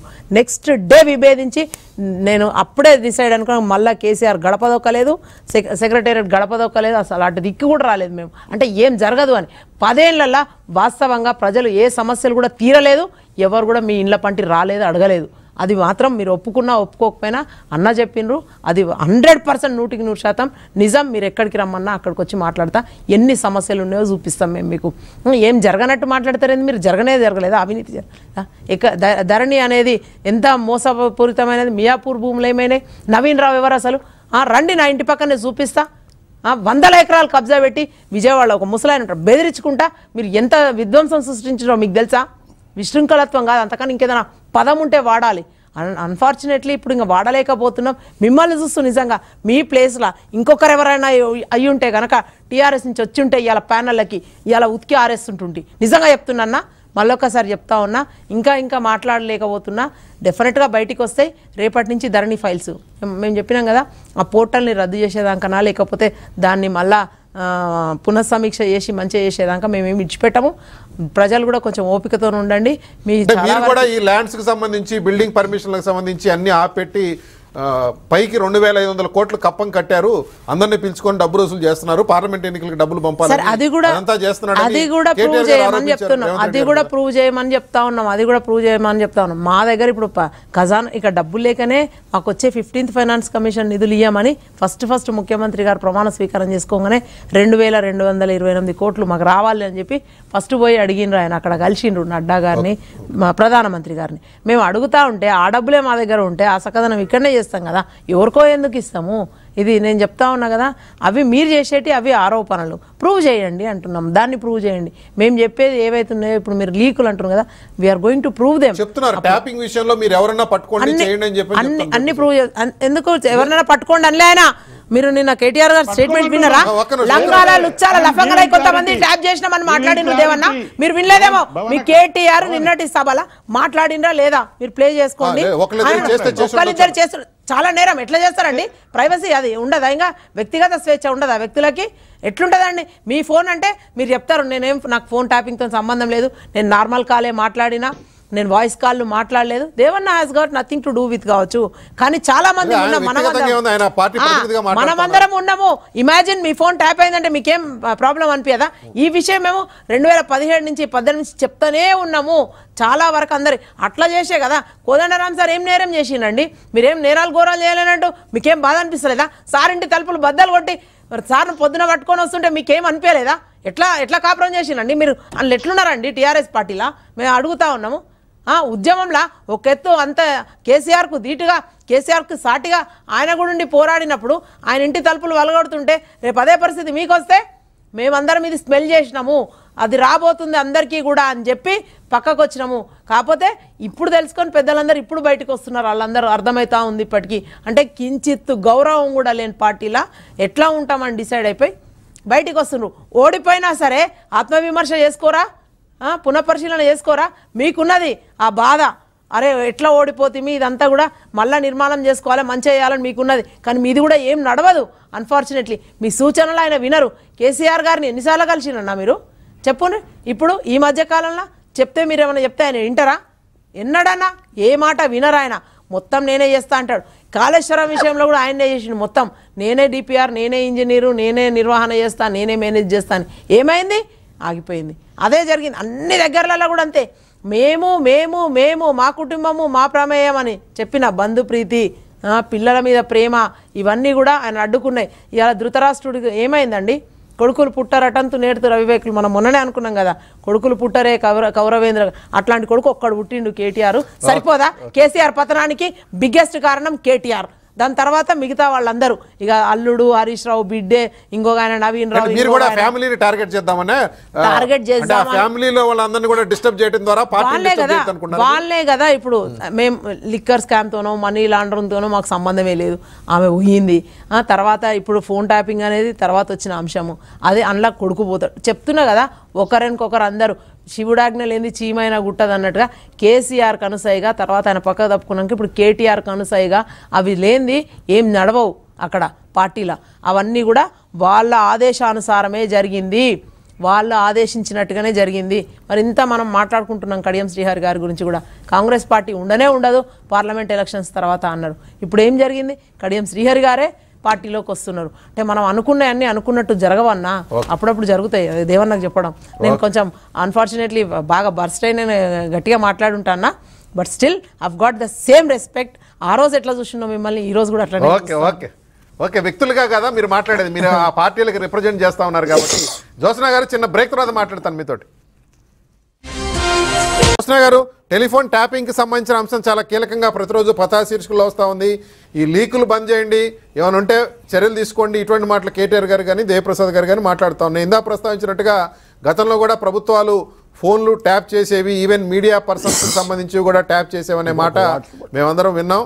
మాకు సంబంధించి కూడా కొంత అనుభవం ఉంది. అదేదో కొత్తగా జరిగిందనే మాటని ఎవరన్నా కూడా అది వాస్తవం కాదు. కానీ ఇక్కడ కోణం ఏంటంటే, ఇందులో కోణం నేందాకన్నట్టుగా విస్తృతంగా ఆటం కాదు, విశృంఖలతం అవుతుంది అనేటువంటి ఒక చర్చ వస్తుంది. దాని విషయంలో మాత్రం డెఫినెట్గా నీకు తెలిసింది. అదే కాదు, రాజకీయ నాయకులు ఎంతవరకు చేయొచ్చు, ఎందుకు చేయాలి, నేను అన్నట్టుగా దానికి ఒక ప్రమాణాలు ఉన్నాయి, అది అధికారికంగా ప్రమాణాలు ఉన్నాయి. వాటిని అవలంబించి చేశారా లేదంటే ఏ విధంగా చేశారు, ఈ విషయం అయితే కంప్లీట్గా ఒకటి బయటకు రావాల్సిన అవసరం ఉంది. విజయ్ గారు అసలు ముందరగా అసలు వాళ్ళు చేసింది అధికారికంగా చేశారా లేకపోతే పర్సనల్ గా చేశారా? ఆ క్లారిటీ రావాలి కదా విజయ్ గారు ఫస్ట్ అయితే. దట్ ఈస్ వాట్ అందరం అడుగుతున్నది అదే ఇవాళ రోజున. ఎందుకంటే ఇంకా కూడా కేటీఆర్ గారు ఇప్పుడు దేవిప్రసాద్ అన్న గారే సరే ఎవరైనా నిజంగా చేస్తుండొచ్చు, ఏదైనా డీవియేషన్స్ అయి ఉంటే మమ్మల్ని శిక్షించండి అది ఇది అని దేవిప్రసాద్ అన్న గారు మాట్లాడుతుంటే, కేటీఆర్ గారు ఎవరైతే working president of the party which was in power for the past 10 years, ఎవరైతే ఈ ఆరోపణలు ఎదుర్కొంటున్నారో ఆ పార్టీకి సంబంధించినటువంటి వర్కింగ్ ప్రెసిడెంట్, సరే కేసీఆర్ కొడుకు అవన్నీ పక్కన పెట్టండి, ఆ పార్టీకి సంబంధించినటువంటి వర్కింగ్ ప్రెసిడెంట్ బాహాటంగా మీడియా ముందర ఒక సభలో నిన్న నిలబడి మాట్లాడుతూ అవు చేసుంటాం కావచ్చు ఒకళ్ళిద్దరివి, సరే ఆ పదాన్ని నేను వాడను, ఆయన వాడిన పదాన్ని నేను వాడను. పోలీసు వాళ్ళు చేసి ఉండొచ్చు, దొంగలు ఎవరైనా అన్నారండి. లేదు విజయ్ గారు, ఆ ముందర ఆయన ఒక పదం వాడినరు, చేసుండొచ్చు ఒకళ్ళిద్దరు మాట్లాడింది. సరే నేను ఆ పదాన్ని వాడను, ఎందుకనంటే ఖచ్చితంగా సంస్కారంతో రాజకీయాల్లో ఉండదలుచుకున్నాం కాబట్టి ఎట్టి పరిస్థితుల్లోనూ అట్లాంటి కుసంస్కారమైనటువంటి మాటలు నేను మాట్లాడను విజయ్ గారు. అయితే అట్లా అన్నప్పుడు నిజంగా కూడా ఆయనకేం అవసరం అండి? పోలీసు వాళ్ళే చేస్తుండొచ్చు, నీకేం అవసరం? అసలు నువ్వెందుకు మాట్లాడతావు?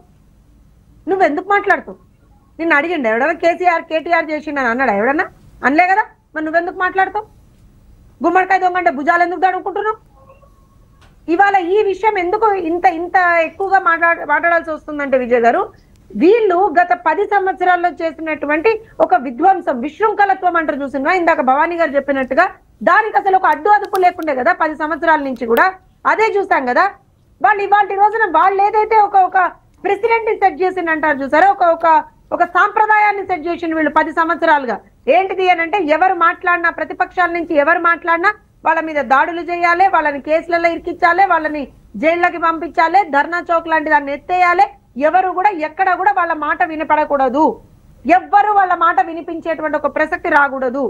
మొత్తం తెలంగాణ మాది, మా జాగీరు, మేమే తెలంగాణలో ఉన్నాం, ప్రజాస్వామ్యం అనేటువంటి తెలంగాణలో లేదు, అధికారంలో ఉంటే మేమే ఉంటాము, ప్రతిపక్షాలు అనేటువంటివి ఎవరు ఉండకూడదు. ఇది వాళ్ళు నేర్పించిందే కదా, వాళ్ళు ఆ రోజున ఇంప్లిమెంట్ చేసిందే కదా.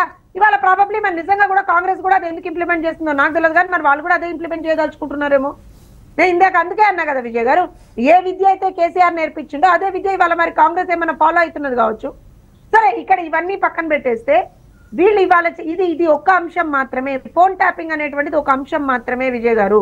అండ్ ఆల్సో ఇందులో నిజంగా కూడా నిగ్గుదేయాల్సినటువంటి ఒక అంశం ఏముంది అని అంటే, అధికారికంగా ఇన్స్ట్రక్షన్స్ ఇచ్చిండ్రా, ఎవరైతే ఇందులో పట్టుబడ్డారో వాళ్ళకి అధికారికంగా ఇన్స్ట్రక్షన్స్ వచ్చినాయా, లేకపోతే వాళ్ళని ఒక పావుల్లాగా వాడుకొని, ఇది కూడా చాలా ఇంపార్టెంట్ విజయ్ గారు. ఇప్పుడు మనం పక్క రాష్ట్రాలలో చూస్తుంటాం, ఒక వ్యవస్థల్ని మేనేజ్ చేసుకుంటే ఒక వ్యవస్థల్ని అడ్డం పెట్టుకొని వాళ్ళ భుజాల మీద గన్నులు పెట్టి కాలుస్తూ ఉంటారు ప్రభుత్వాలు. వీళ్ళు కూడా అదే చేసిండ్రా, అంతే కదా. వాళ్ళని పావులుగా వాడుకొని ఏమన్నా వీళ్ళకి కావాల్సినటువంటివి వీళ్ళు చేసుకున్నారా, లేకపోతే అధికారికంగా వాళ్ళకి ఉత్తర్వులు ఇచ్చిండ్రా, ఈ ఫలానా వ్యక్తులు మీరు ట్యాప్ చేయండి, అది కాంగ్రెస్ పార్టీ నేతలు కావచ్చు, తెలుగుదేశం పార్టీ నేతలు కావచ్చు, ఇంకో పార్టీ నేతలు కావచ్చు, బీజేపీ నేతలు కావచ్చు, ఎవరైనా సరే అని అధికారికంగా ఏమన్నా వీళ్ళు ఇంత ఉత్తర్వులు ఇచ్చిండ్రా? లేకపోతే వాళ్ళకేం ఇంట్రెస్ట్ ఉంటుందండి? అందుకే ఇందాక ప్రస్తావించారు జ్యోత్స్న గారు, అధికారికంగా ట్యాపింగ్ చేసి ఉంటే నాకున్న సమాచారం ప్రకారం ప్రభుత్వ ప్రధాన కార్యదర్శి, డీజీపీ ఇలాంటి వాళ్ళ సంతకాలు కూడా అందులో ఉంటాయి అని చెప్పి ఒకళ్ళిద్దరు చెప్పారు నాకు, ఎక్స్ మినిస్టర్సే చెప్పారు. అధికారికంగా చేస్తుంటే వాళ్ళ సంతకాలు ఉంటాయి అక్కడ. That is what I'm saying Vijay గారు. ఇక్కడ అధికారికంగా లేకపోతే వీళ్ళకేంటి అంటున్నా, ఈ ప్రణీతో ఇంకొకళ్ళ వీళ్ళకేం ఇంట్రెస్ట్ అండి? వాళ్ళకి ఏం ఇంట్రెస్ట్ ఉంటుంది అని అడుగుతున్నా. సో వాళ్ళని ఎవరో ఒకళ్ళు పావులుగా వాడాలి కదా. వాడేది ఎవరు వాడతారు, ఎవరికి అవసరం ఉంది? అధికారంలో ఆ రోజున ఉన్నటువంటి వ్యక్తులకు కాకపోతే ఇంకెవరికి అవసరం ఉంటుంది అంటున్నా నేను. సో ఇవన్నీ ఖచ్చితంగా నిగ్గుదేలాల్సినటువంటి అవసరం ఉంది. దాంతో పాటుగానే మళ్ళీ ఒకసారి అయితే ఒక విషయం చెప్తాను విజయ్ గారు, ఏ పార్టీకైనా సరే ఒక సిద్ధాంతం, ఒక ప్రజలతోటి కనెక్టివిటీ అనేటువంటిది ఇంపార్టెంట్. మేము అది లేకుండా మా ఇష్టారీతిన, మేము అధికారంలో ఉన్నాం కాబట్టి మా ఇష్టారీతిన మేము చేసుకుంటూ పోతాం, ఒక విచ్చలవిడి సాంప్రదాయాన్ని మేము ఇవాళ రోజున సెట్ చేసి పారేస్తాం, ఏం కాదు తర్వాత అని అనుకుంటే కాదు. ఇవాళ ఏమైతుంది, రేపొద్దున నాకు తెలిసి ఏమో ఐ షుడెంట్ సే దిస్ కావచ్చు విజయ్ గారు, కానీ రేపొద్దున నిజంగా పార్లమెంట్ ఎన్నికల తర్వాత పేకమేడలాగా కూలిపోతుంది కావచ్చు, ఆల్రెడీ అదే పరిస్థితిలో ఉన్నది కావచ్చు. కానీ ఇది ఎందుకు వచ్చింది అనేటువంటిది వాళ్ళ పార్టీలో ఉన్నటువంటి దేవిప్రసాద్ అన్న లాంటి ఒక ముఖ్యమైనటువంటి నాయకులు ఎవరైతే పార్టీ ఆవిర్భావం నుంచి, ఉద్యమ కాలం నుంచి, ఉద్యమమే బేస్డ్ గా, ఉద్యమంతోటే పుట్టినటువంటి ఒక పార్టీగా ఆ పార్టీకి ఒక స్థానం ఆ రోజున ఉన్నప్పుడు ఇవాళ రోజున ఆ ఉద్యమాన్ని ఎక్కడ పక్కన పెట్టిండ్రు మీరు? అండ్ ఇంకొక విషయం చెప్తాను, నిజంగా కూడా ఉద్యమమే బేస్డ్ గా పుట్టినాము అని అంటారు, కానీ ఆ రోజున కూడా కేసీఆర్ గారు బయటకు వచ్చినప్పుడు కూడా ఆయన ఎక్కడుండే, ఏ పార్టీలోకి వెళ్ళి బయటకు వచ్చిండు, ఎందుకు బయటకు వచ్చిండు, రీజన్ ఏంటిది? సరే దానికి తర్వాత ఏమైనా రీజన్ ఇవ్వనియండి అండ్ వి రెస్పెక్ట్ హిమ్. నేను మళ్ళీ చెప్తున్నా విజయ్ గారు, ఒక ఉద్యమ నాయకుడిగా కేసీఆర్ గారి మీద అత్యంత గౌరవం ఎవరికైనా సరే ఉంటది, అందులో డౌట్ లేదు. కానీ మీరు ఎప్పుడైతే అధికారంలోకి వచ్చారో, ఇందాక భవానీ గారు చెప్పినట్టుగా మరి అది ఏ వాత్సల్యమో నాకు తెలియదు, దేనికి ఏ విధమైనటువంటి మరి అది ధనదాహమా, అధికార దాహమా, పదవి వ్యామోహమా ఏంటిదో తెలియదు, కానీ కంప్లీట్ గా పక్కదారి పట్టిండ్రు. ఒక దుర్మార్గమైనటువంటి ఒక సాంప్రదాయానికి మీరు తెరలేపిండ్రు తెలంగాణలో. దాని పర్యావసానమే ఇవాళ రోజున బీఆర్ఎస్ ఎదుర్కొంటున్నది అంటున్నాను. ఓకే రంగారెడ్డి గారు, ఒక రాజకీయ పార్టీ కుదుపు గురుగాట మీద మాట్లాడుతున్నాం. సరే వాళ్ళ పరిస్థితులు అట్లా ఉన్నాయి కాబట్టి ఏం మాట్లాడినా నడిచిపోతుంది, చెల్లిపోద్దని మాట్లాడుతున్నామా, లేదంటే తాత్కాలికం అనుకోవచ్చా? ఎన్ని రాజకీయ పార్టీలు ఎన్ని సంక్షోభాలను చూసుంటాయి? మొట్టమొదలుగా ఫ్లోలో నాయి బ్రాహ్మణుల గారిని ఏమన్నా పొరపాటున మాట్లాడితే అన్కండిషనల్ నాకు క్షమించాలి. నేను వ్యక్తిగతంగా వాళ్ళంటే నాకు చాలా గౌరవం చిన్నప్పటి నుంచి. అయితే కేసీఆర్ గారు స్ట్రాటజికల్గా అన్ని పొలిటికల్ పార్టీలను ఎలిమినేషన్ ప్రాసెస్ తీసుకుంటారు మొత్తంగా. లేకపోతే వాళ్ళని కేసులు పెట్టాడు, లేకపోతే వాళ్ళని ఫోల్ ట్యాపింగ్ చేసి, లేకపోతే వాళ్ళ ఆస్తులు గుంజుకోండి, వాళ్ళ ఆస్తుల మీద కేసులు పెట్టాడు. నేను మొన్నటి డిబేట్లో కూడా చెప్పిన అట్లాంటివి అన్నీ చేసి ఇంకా సిగ్గు లజ్జ ఏం లేకుండా ఎట్లా మాట్లాడుతున్నారండి? 5-6 నన్ను ట్యాప్ చేస్తే లంగగా నన్ను ట్యాప్ చేసిర్రు. లంగలు ఎవరండి? ఆ లంగలు అనేటోళ్ళు మీరు కారా? ఎందుకు అట్లా మాట్లాడాలి ఆ భాష? ఐఎమ్ సారీ, నేను ఎప్పుడు ఆ భాష మాట్లాడాను, కానీ మరి ప్రజలల్లో ఆ భాషను మీరు ప్రచారం చేస్తున్నారు. మీరే భూములలో దొక్కుతామన్నారు, వాళ్ళు భూములలో దొక్కుతామంటారు, ప్రజలు ఇక అంటారు. గల్లీలో ఉండే లీడర్ కూడా అదే భాష మాట్లాడతారు. క్షమించాలి, ఆ భాష మాట్లాడద్దు. నేను పొరపాటున మాట్లాడినందుకు కూడా నేను క్షమించమని అడుగుతున్నా. అది ప్రజల భాష కాదండి, అది గౌరవపదం అనుకున్నారు. ప్రజలకు మనము ఒక ఒక ఒక వర్కర్ లెక్క ఉండాలి. ఇంత నియంత ఏందండి?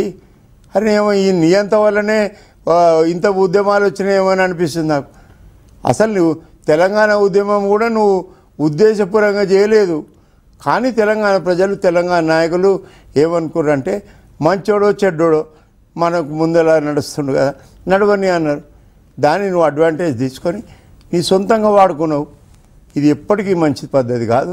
ఫ్యూచర్లో కూడా నీలాంటి నాయకుడు రావద్దు, రారు కూడా.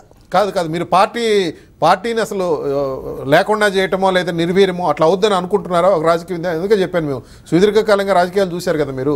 ఒక రాజకీయ పార్టీని, ఇప్పుడు కాంగ్రెస్ పార్టీ ఎలాంటి సిచ్యువేషన్ని ఫేస్ చేసింది 10 ఏళ్లలో? శాసనసభా పక్ష విలీనం 2 సార్లు జరిగింది. 14-18 మధ్య జరిగింది, 18-24 మధ్యలో జరిగింది. తెలుగుదేశం పార్టీ శాసనసభ పక్ష విలీనం జరిగింది, కాంగ్రెస్ పార్టీ శాసన మండలి పక్ష విలీనం కూడా జరిగింది. అటువంటి సిచ్యువేషన్ నుంచి వాళ్ళ చూస్తున్నాం కదా వాళ్ళ సిచ్యువేషన్. కాంగ్రెస్ పార్టీకి కనీసం ఒక సిద్ధాంతం ఉంది. ఈయనకేముందండి? తెలంగాణ పేరు చెప్పుకొని వచ్చిండు, ఆ తెలంగాణ వాళ్ళనే మోసం చేసి ప్రజలు తిరుగుబడతారు. ఈయనకి ఏ సిద్ధాంతం లేదు, దోసుకునే సిద్ధాంతం తప్ప. తెలంగాణ ఐడియాలజీ చెప్పి మీరు చూడండి, ప్రజలకు ఇంకా పూర్తిగా మీడియాలలో వారి గురించి తెలిసినాక ప్రజలు ఎంత ఇమోషనల్ అవుతారో చూడండి. ఆ ఇమోషనల్ కావద్దనే కొడుకుడు ఉత్తర్వులు డైలాగులు కొడుతుండు అక్కడక్కడ పోయి. అది ఏం నడవదు. ప్రజలు చాలా చైతన్యవంతులు. చిన్న గ్రామాల్లో కూడా ఇన్ఫర్మేషన్ లేదు. వీళ్ళు ఏ ప్రజలకు ఏం చేయలేదు, వీళ్ళు దోసుకోవటం తప్ప ఇంకో పనే చేయలేదు. అసలు నాకు చాలా దగ్గర బంధువులు ప్రేమ వాళ్ళు ఉన్నారండి ఆ వెలుమ కమ్యూనిటీలో. ఊరినేమో వాళ్ళని కనబడే వాళ్ళు తిరిగితే నాకు బాధ అవుతుంది, ఆయనకి ఏమవుతుందో ఏం లేదు. ఎందుకంటే మా స్వయాన మా బామ్మరి బిడ్డనే వాళ్ళు ఏదో లవ్ చేసి చేసుకోరు, ఇంతో అంత గౌరవం ఉంది మాకు. ఊరినేమో ప్రతి గల్లీలో తిరుగుతుర్రు, ఏం చేయమంటావు చెప్పు మరి? ఓ వాళ్ళ అంటుర్రు, అంత నీచం పని అదే. ఇప్పుడు రాజకీయ పార్టీలు విధానాల మీద చర్చ ఉంటుంది, కానీ ఒక కులానికో దానికి సంబంధించి చేసినట్లా అట్రిబ్యూట్ ఎట్లా అవుతుంది? ఇప్పుడు వాళ్ళు ఫోన్ ట్యాపింగ్లా తీసుకున్న లిస్టు చూడు. నేను వ్యక్తిగతంగా దానికి వ్యతిరేకం. ఆ లిస్టు చూడు, ఏరేరు వాళ్ళనే పెట్టుకుర్రు. ఎందుకండి? ఒక్కొక్క రిటైర్ అయినాక 3-4 ఇయర్స్ కూడా మళ్ళీ అదనంగా బాధ్యతలు ఇచ్చి రెండోసారి కూడా ఓఎస్డీ. నేను దాని మీద చెప్పాలనుకోలేదు, కానీ అక్కడ జరిగింది చెప్తున్నా. అట్లా చేయడం చాలా తప్పండి. ఆ పార్టీ ఉండదు ఉండదు ఉండదు. దేవప్రసాద్ గారు, ఇందాక మనం అనుకున్నాం ఒక రాజకీయ పార్టీ ఇంత కుదుపు అనేటువంటి పరిస్థితిలో, బట్ డెఫినెట్గా మళ్ళీ ఇంకోసారి లేస్తుంది పార్టీ, మళ్ళీ పునర్వైభవం తీసుకొస్తాము, కేసీఆర్ గారు బయటకు వస్తారు, పంటల పరిశీలన పేరుతో వస్తారని చెప్పి అంటా ఉన్నారు. బట్ కవిత గారి కేసుకు సంబంధించిన ఇష్యూ కానివ్వండి, ఇవి కానివ్వండి, పార్లమెంట్ ఎన్నికల తర్వాత ఏం జరుగుతుంది అనేటువంటి ఒక పెద్ద చర్చ కూడా జరుగుతూ ఉంది. దేవప్రసాద్ ఇప్పుడు విజయ్ గారు, ఇప్పుడు రాజకీయ పార్టీలు ఎప్పుడు డైనమిక్స్ ఉంటాయి, ఒకటే స్టాండ్ స్టిల్ గా అక్కడే కదం తొక్కుతూ నిలబడాయి. డెఫినెట్ గా ఇవాళ మేము బీఆర్ఎస్ పార్టీగా మాకు ఉండేటువంటి రాజకీయ సిద్ధాంతం లేదని అనుకునే వాళ్ళకు ఉండొచ్చు. మాది గంగా జమున తైజిబు కల్చర్ మాది. మేము 2 జాతీయ పార్టీలు ఈ సుదీర్ఘ కాలం పరిపాలించినటువంటి పార్టీలు ప్రజలకు సరైనటువంటి మౌలిక సౌకర్యాలు అందించలేదు కాబట్టే ప్రజలు ఇంకా అనేక సమస్యల కోసం ఇవాళ దేశవ్యాప్తంగా రాష్ట్ర వ్యాప్తంగా కూడా అనేక ఉద్యమాలు చేస్తున్నటువంటి సందర్భం తెలుసు. ఇవాళ కాంగ్రెస్ పార్టీ ఇక్కడేదో పునీతమైపోయింది, టోటల్ గా కడిగేసిండ్రు అనుకోవడానికి లేదు. డెఫినెట్ గా మేము కూడా ఒక రాజకీయ పార్టీగా నిలబడడానికి మేము ప్రయత్నం చేస్తాం. ప్రజల పక్షం తీసుకుంటేనేమో నిలబడతాం, ప్రజల పక్షం లేకుండా పోతాం కదా విజయ్ గారు. ఎవరికైనా ఆ సోయి ఉంటేనే రాజకీయాలలో ముందుకు పోతాం. ఇలా మేము అధికారంలో లేని పార్టీగా ఉన్నాం. గత అధికారంలో ఉన్నటువంటి అనేక విషయాలు ఏమంటారు కదా, భూతద్దంలో పెట్టి ప్రతిదీ కూడా చూసి చేసేటువంటి ప్రయత్నం చేస్తుంది తప్ప ఏ ఒక్కటి నిరూపణ జరగనటువంటి సందర్భాన్ని మనం అనేక సందర్భాల్లో చూస్తా ఉన్నాం. కాబట్టి మేము డెఫినెట్ గా మళ్ళీ ఏవైతే ప్రజల పక్షం ఉన్నానో, ప్రజల కోసం ఉన్నారో, పోయేటోళ్ళు పోతారు, ఉండేటోళ్ళు ఉంటారు. విజయ్ గారు, ఈ రాజకీయాలలో ఎప్పుడు పుట్టి నుంచి సత్యదాకా ఉండేటువంటి పద్ధతి అది కొన్ని పార్టీలకే పరిమితమైంది, 1-2 పార్టీలకు. ఇలా బీజేపీ 17 సీట్లలో 9 సీట్లు ఎవరికి ఇచ్చింది విజయ్ గారు? ఏమైనా ఇలా చాలా చాలా రకాల సర్వేలు చేసి ప్రజాదరణ కలిగినటువంటి నాయకులకు ఇచ్చిందంటే, ఈ దోపిడీ చేసి దౌర్జన్యాలు చేసినటువంటి నాయకులే ఇలా పెద్ద ప్రజలు అయిపోయిందా? ఇలా కాంగ్రెస్ పార్టీలో లిస్ట్ లో కూడా చూడండి ఎంతమందికి ఇచ్చారో. అంటే మా పార్టీలో ఉన్నటువంటి నాయకులు అనేక మంది ప్రజాదరణ కలిగినటువంటి నాయకులని ఇలా ఆ పార్టీలు 2 గుర్తించినట్టే కదా విజయ్ గారు. అందుకే నేనేమంటున్నా, ఇలా రాజకీయాలలో విధానాల మీద చర్చ పోయింది. వ్యక్తిగతమైనటువంటి దాడులు, వ్యక్తిగతమైనటువంటి బురదలేటువంటి ప్రయత్నం చేస్తా ఉన్నారు. కాబట్టి డెఫినెట్ గా వీటన్ని దేవప్రసాద్ గారు మీరు అన్నట్టుగా మళ్ళీ అధికారం వస్తే వీళ్ళందరూ మళ్ళీ వెనక రాకుండా ఉండరు. ఇప్పుడు జరిగింది అదే కదా, జరిగింది అదే. విజయ్ గారు, ఇప్పుడు విజయ్ గారు, ఏ రాజకీయ పార్టీ అయినా చిత్తశుద్ధితో ఇవాళ మా పార్టీలో ఉన్నటువంటి వాళ్ళను కాంగ్రెస్ పార్టీ తీసుకున్నా, బీజేపీ తీసుకున్న వాళ్ళని తప్పుపట్టడం కంటే పోయిన వాళ్ళే తప్పుపట్టాలి విజయ్ గారు. నేను డెఫినెట్ గా చెప్తా ఉన్నా. ఇప్పుడు ఎందుకంటే ఆశలు పెట్టినా కూడా లొంగనటువంటి వాళ్ళు ఎంతమంది ఉన్నారు విజయ్ గారు. ఇవాళ రేపు ఒక సుదీర్ఘమైనటువంటి భవిష్యత్తు కోసం తమ అమూల్య ప్రాణాలు ఇస్తున్నారు. అది వస్తుందో రాదో తెలియదు, ఎప్పుడు వస్తుందో తెలియదు, 1000 ఏళ్లకు వస్తుందో తెలియదు, 100 ఏళ్లకు వస్తుందో తెలియదు, 500 ఏళ్లకు వస్తుందో తెలియదు. దేవప్రసాద్ గారు రాజకీయాల్లో వచ్చిన మార్పు అంటారా? ఈ నాయకులందరూ కూడా 100 కోట్లు ల్యాండ్స్ ఇష్యూస్ కానీ ఇవన్నీ ఉండటము, లేదంటే వ్యాపారాలు చేసే వ్యాపార ప్రయోజనాల పరిస్థితి. ఎందుకంటే ఇప్పుడు కాంగ్రెస్ పార్టీ 10 ఏళ్ళు, దేవప్రసాద్ గారు, కాంగ్రెస్ పార్టీకి 10 ఏళ్ళు అధికారం లేదు, నిలబడి అట్లనే కొట్లాడింది. తెలుగుదేశం పార్టీ 10 ఏళ్ళు అధికారంలో లేదు, చంద్రబాబు నాయుడు గారు కొట్లాడి తీసుకొచ్చారు. ఇప్పుడు ఇవాళ తెలుగుదేశం ఆవిర్భావ దినోత్సవాన్ని గుర్తు చేశారు జ్యోత్స్న గారు. 2012లో దేవప్రసాద్ గారు 2012లో బై ఎలక్షన్స్ జరిగితే ఆంధ్రప్రదేశ్లో 2 అసెంబ్లీ స్థానాలు, నర్సాపురం, రామచంద్రాపురం, తూర్పుగోదావరి, పశ్చిమ గోదావరి జిల్లాలో తెలుగుదేశం పార్టీకి డిపాజిట్లు రాలేదు. కేవలం 4000, 5000 ఓట్లు మాత్రమే వచ్చినాయి. వితిన్ 1.5 ఇయర్లో అసెంబ్లీ ఎలక్షన్ జరిగితే 2 చోట్ల కూడా మంచి మెజారిటీతో టీడీపీ గెలిచింది 2 సీట్లని. బహుశా కేసీఆర్ గారు కూడా నిన్న మొన్న వ్యాఖ్య చేసినట్టున్నారు, తెలుగుదేశం పార్టీ ప్రతిపక్షంలో ఉండగా ఆటుపోట్లు ఎదుర్కొన్నప్పుడు ఎలా పైకి లేచిందో మనం చూసుకోవాలి అనేటువంటి మాటలు కూడా వచ్చినట్టుంది. నిలబడాల్సిన పరిస్థితి వస్తుంది. ఇప్పుడు మాకు డిపాజిట్ రాకపోవచ్చు, ఇంకొకటి కాకపోవచ్చు, కానీ డెఫినెట్ గా ప్రజా వ్యతిరేకమైనటువంటి పరిపాలన జరుగుతున్నప్పుడు ప్రజలు తప్పకుండా ప్రత్యామ్నాయాన్ని ఎంచుకునేటువంటి స్థితిలో అటువంటి రిజల్ట్స్ వస్తాయి. డెఫినెట్ గా రాకుండా ఏమి ఉండవు.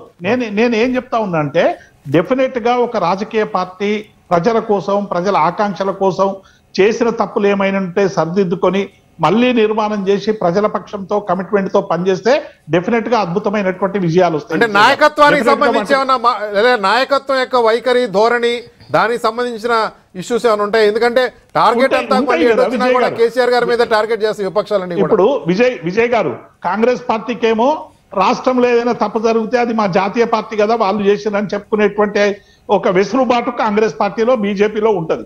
కానీ మా ప్రాంతీయ పార్టీలో అటువంటి వెసులుబాటు లేదు కదా.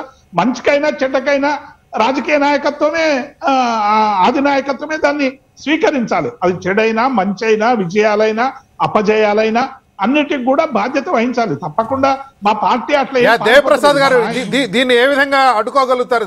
పక్ష విలీనం, శాసనసభ పక్ష విలీనం వరకు కాంగ్రెస్ వెళ్తుందని అనుకుంటున్నారా? రేవంత్ రెడ్డి గారు టార్గెట్ చేస్తారని?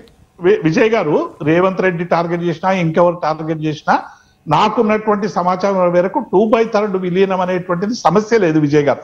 పోతే కొంతమంది పోతే పోవచ్చు. నేను దానం నాగేంద్ర పోయింది, ఇలా కడియం పోయిండు, రేపు ఇంకొక ఆయన కడియం శ్రీహర్ గారు లేరు. జయప్రసాద్ గారు చాలా మంది ఎవరన్నా వెళ్ళరు అని ఒక లిస్టు, ఎవరన్నా అకాడమిక్ డిబేట్ లో ఎవరెవరు వెళ్ళరు అని ఒక లిస్టు చదువుకుందాం కడియం శ్రీహర్ పేరు ఫస్ట్ లో అనౌన్స్ చేశారు చాలా మంది. అట్లాంటిది మరి ఆయన వెళ్తున్నట్టు ఇంతవరకు చెప్పలేదు. బహుశా ఇక ఆయన కుమార్తె కామెంట్ రాసిన తర్వాత ఇక వెళ్లకుండా ఉంటారా? కాబట్టి ఊహించలేని పరిస్థితులు ఉన్నాయా అని, ఊహించని పరిణామాలు ఏమైనా ఎదురవుతాయా? డిఫరెన్స్ అని పరిణామాలు రాజకీయాలు జరుగుతున్నాయి కదా విజయ్ గారు. మేము కడియం శ్రీహర్ గాని కేశవరావు గాని ఇటువంటి సందర్భంలో బాధ్యత తీసుకొని పార్టీని ముందుకు తీసుకుపోయేటువంటి దానిలో ముందు వరుసలో అగ్రశ్రేణిలో ఉంటారు అనుకున్నాం. అటువంటి వాళ్ళే ఇలా వెనక్కి తిప్పిన తర్వాత డెఫినెట్ గా అనేక మంది వ్యక్తులకు విషయంలో ఇక అంచనాలు ఏముంటాయి విజయ్ గారు? రాజకీయాల్లో వచ్చినటువంటి వాళ్ళు రాజకీయాల్లో విలువలు పోయినాయి కదా.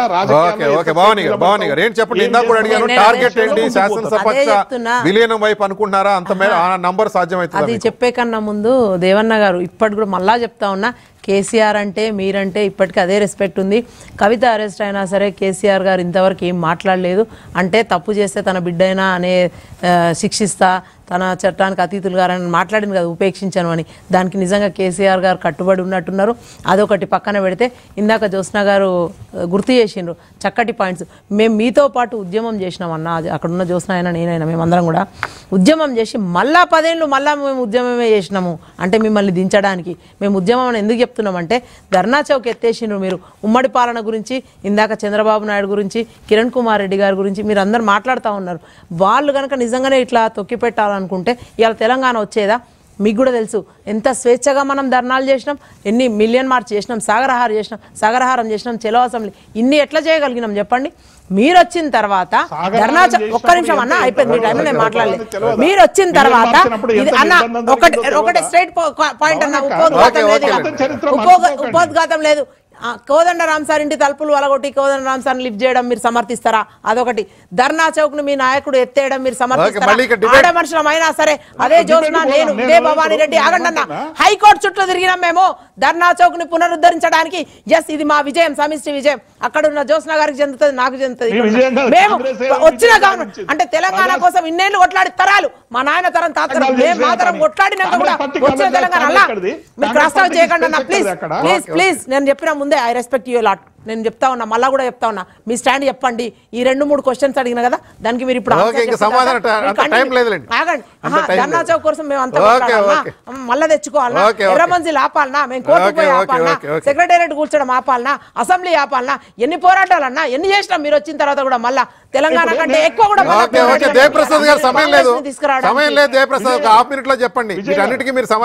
ఏమంటున్నా విజయ్ గారు, ఇప్పుడు ధర్నా పార్కు ఎత్తివేసేటువంటి సంఘటనలో ఎటువంటి విషయాలు చర్చకు వచ్చినాయో మనం అందరం కూడా చూసినాం. ధర్నా పార్కు పెద్దగా ఏదో కాంగ్రెస్ పార్టీ విముక్తి చేసిన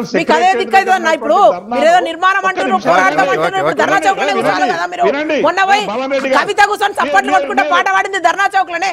ఏ మొహం పెట్టుకొని కూర్చుంటదండి మీ నాయకురాలు? పెట్టుకొని తుపాకీ కాల్చుకునేటువంటి పార్టీలు ఉంటావు భవన్ రెడ్డి గారు. అదే రజాకారులను ఇచ్చిన పాలన మీది, అదే నియంత్రణ సపోర్ట్ చేస్తాం చెప్పండి.